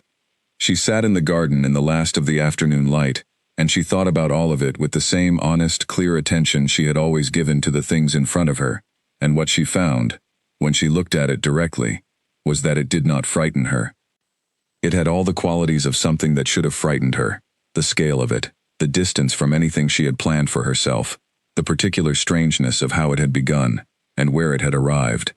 But she was a person who went toward sounds in the dark, and she had been since long before she ever sat outside a locked gate in a dungeon, and the thing she had always found at the end of those sounds was the thing that needed her attention. This, too, needed her attention. She thought, all right then.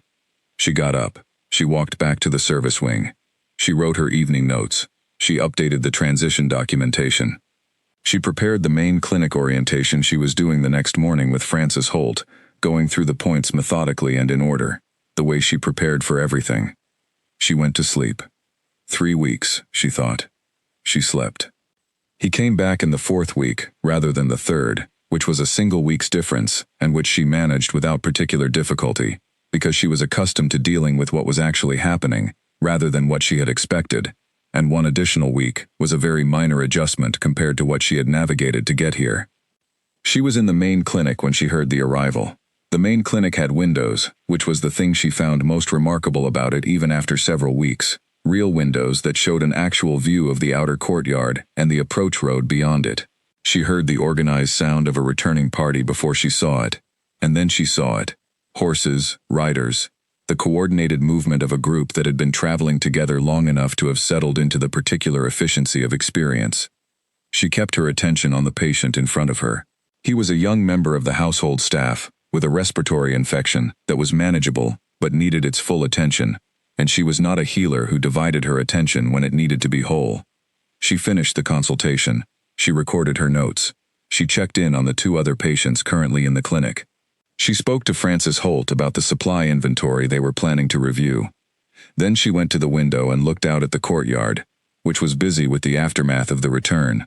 Horses being taken to the stables, equipment being unloaded, the various organized tasks that a large traveling party generated on arrival.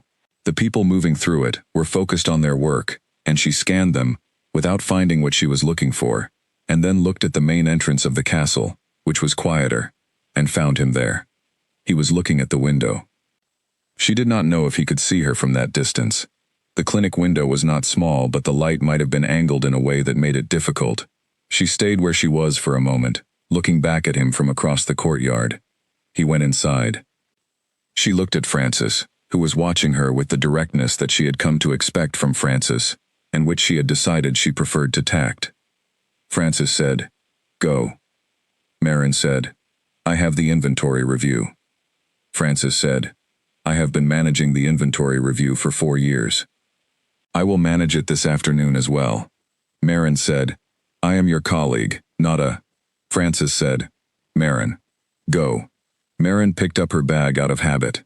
She set it down. She did not need her medical bag. She was done with the medical bag for today. She went out of the clinic. She went down the corridor and through the east wing and out into the winter garden, which had changed exactly as it should have in 4 weeks, the bare structure of it now carrying the beginning of green, small and definite, the kind of growth that was not tentative but certain. She sat on the stone bench. She waited. He came through the archway in approximately 15 minutes, which was the time she had estimated it would take to deal with the most immediately necessary arrival formalities, and he came through it in the clothes of someone who had been traveling, which was different from the carefully managed presentation of the castle, and she liked it, the particular reality of travel in someone's face and clothing. He saw her on the bench and he stopped. She said, "You are back." He said, "Yes." She said, "How was the border?" He said, "Cold. The resolution is stable. I will know more in a month whether it holds." She said, "That sounds correct for this kind of agreement." He said, "Yes." He came and sat on the bench beside her, not close at first, the same distance as the first time, the question asked through physical space. She moved a fraction closer, which was her answer, and felt him register it the way she registered small precise changes in patients. He said, "How is the main clinic?" She said, "Well-resourced. Francis Holt is excellent. I have access to reference material I couldn't reach in the dungeon." He said, "Good." She said, "Henry Cole went home. Nora Clive was released. Douglas Burke's case is being reviewed." He said, "And Clara Fenn?" She said, "She has a blue door in the market district. She told me to come for tea." He said, "You should go." She said, "I intend to." The garden was in the particular light of mid-afternoon, the same light she had catalogued in the narrow window of her old room in the service wing for 11 months. But here, it fell differently. On the growing things, on the stone of the bench, on the hands she had folded in her lap. She looked at her hands. She said, "The shifter physiology document has been received well. The Academy sent a response, asking if I would be interested in contributing to a follow-up study." He said, "What did you say?" She said, "I said I was interested in principle and would like to discuss the methodology." He said, "Good." She said, "They will want to know more about the patient. I was deliberately general in the original submission." He was quiet for a moment. He said, "I know." She said, "I think, at some point, it would be useful to be less general, for the science." He said, "Yes, we can talk about that." "We." She registered the word without commenting on it. Filed it in the part of her mind where she kept things that were larger than their surface suggested. She said, "Keelam." He said, "Yes." She said, "I have been thinking about something." He said, "What?" She said, "In the south corridor. The first night, before I sat outside the gate." He said, "Yes." She said, "I stood at the bottom of the dungeon stairs for 6 nights, before I went to the gate. I heard the sound 6 nights in a row, and I went to bed 6 nights in a row, and I did not go to the gate." He said, "I know." She said, "And then on the 7th night I went." He said, "Yes." She said, "I have thought about what was different on the 7th night. I have thought about it a great deal, and I think what was different was that on the 7th night the sound changed. It was not the same sound it had been. Something had changed in it." He was quiet. She said, "It changed in a way that I had heard before. In a sick room, when someone is losing the particular fight, that is not the illness fight, but the other one, the fight to stay." He was very still beside her. She said, "I want to ask you about that. I have not asked, because there was always a reason not to. The bars, the practical matters, the things that needed addressing first. But I would like to ask now." He said, "Ask." She said, "Were you on the 7th night at the place where the fight to stay was very close to ending?" He was quiet for a long moment. She sat in the quiet and did not press it, the way she sat in difficult silences in medical consultations, present and still, and without pressure. He said, "Yes." She said, "All right." He said, "Is that all you wanted to ask?" She said, "No." He waited. She said, "I wanted to ask whether you know that you are not at that place now. Not because circumstances have changed, though they have, but because of something you are doing internally that is different from what you were doing on the 7th night. I am asking because I have been watching your internal state for months, as carefully as I have watched anything, and I want to know if you know." He said, very quietly, "I know." She said, "Good." She looked at the garden. The green at the tips of the branches was catching the afternoon light in the particular way that new growth caught light, different from the way established leaves did, lighter, more tentative, still becoming itself. She said, "The lullaby." He said, "Yes."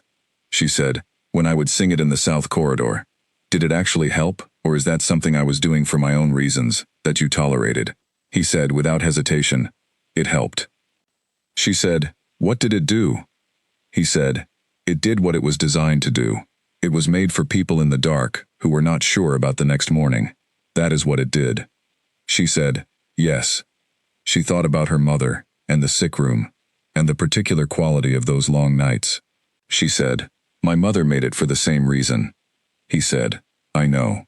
She said, "You know a great deal about my mother. I have told you a great deal." He said, "Yes." She said, "You have told me relatively little about yours." He was quiet for a moment. He said, "She died when I was 12. She also used to sing, not the same song, but the same kind of song." She said, "I am sorry." He said, "It was a long time ago." She said, "It does not stop being relevant with time."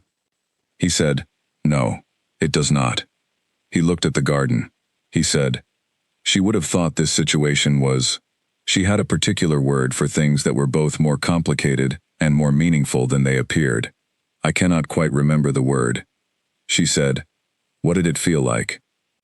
He said, "Like something that started small and then turned out to contain a great deal." She said, "Yes, that sounds right." They sat in the garden for a while. The light moved across it in the slow way afternoon light moved, changing the color of the growing things as it went. She thought about small things that turned out to contain a great deal. She thought about a lullaby that traveled through stone, and what had moved toward it in the dark. She thought about the wax seal fragment in her bag, which she had been carrying for months, and which she intended to keep. She said, "What happens now? In practical terms, what is the shape of the next few months?" He said, "The border situation needs to be monitored. There are administrative appointments to be made. I have been putting some of them off because I wanted to understand the people involved better before deciding. There is a review of the taxation structure that needs to begin. The council needs to be reshaped." She said, "And personally?" He said, "Personally." He said it the way she had heard him say other things that were large, with the quality of giving the word its full weight. "Personally, I have been thinking for 4 weeks, at the border, in what passed for privacy, about this garden, and the conversations we had here before I left, and what I want those conversations to become." She said, "What do you want them to become?" He turned his head and looked at her directly. The gold eyes in the afternoon light were the same as they had always been, the same depth, the same intelligence, the same quality of paying full attention to what was in front of them. He said, "Everything." She held that word for a moment. She tested the weight of it the way she tested the density of a healing bone, carefully, precisely, looking for what was actually there rather than what she expected to find. What she found was that it was solid. She said, "That is a very large word." He said, "I know." She said, "I am a healer. I am not. I do not have connections or standing or anything that makes this obvious or easy."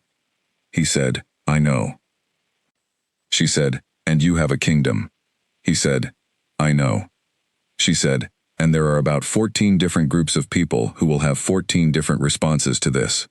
He said, yes, probably more than 14. She said, none of that. She stopped. She reorganized. She said, none of that changes what I actually think about this. He said, what do you actually think? She said, I think you are the person I have talked to most honestly in my adult life. I think the South Corridor in the dark is where I understood things about myself that I had not understood before. I think you moved toward the sound, and I went toward the sound, and we met in the middle of a locked gate in a dungeon, and that is not a story I could have written in advance, and I have no intention of walking away from it. He said, no. She said, no. They sat in the garden. She was thinking about the practical dimensions of what she had said, because she was someone who always thought about the practical dimensions, and the practical dimensions were not small. There were 14 or more groups of people, and a kingdom, and a war, at the border, and a structure that would need careful navigation. She was not naive about any of it. She was also not afraid of it, which was something she was noting with some interest. She had been afraid of a great many things in her life, reasonably and productively, because fear was a useful signal when it was calibrated correctly. She was not feeling afraid of this. She was feeling the clear, steady readiness of someone who had looked at what was in front of them and found it manageable. She had managed with less. He said, can I ask you something? She said, yes. He said, the night you walked into the South Corridor, the first night, when you sat down on the floor outside the gate. She said, yes. He said, were you afraid?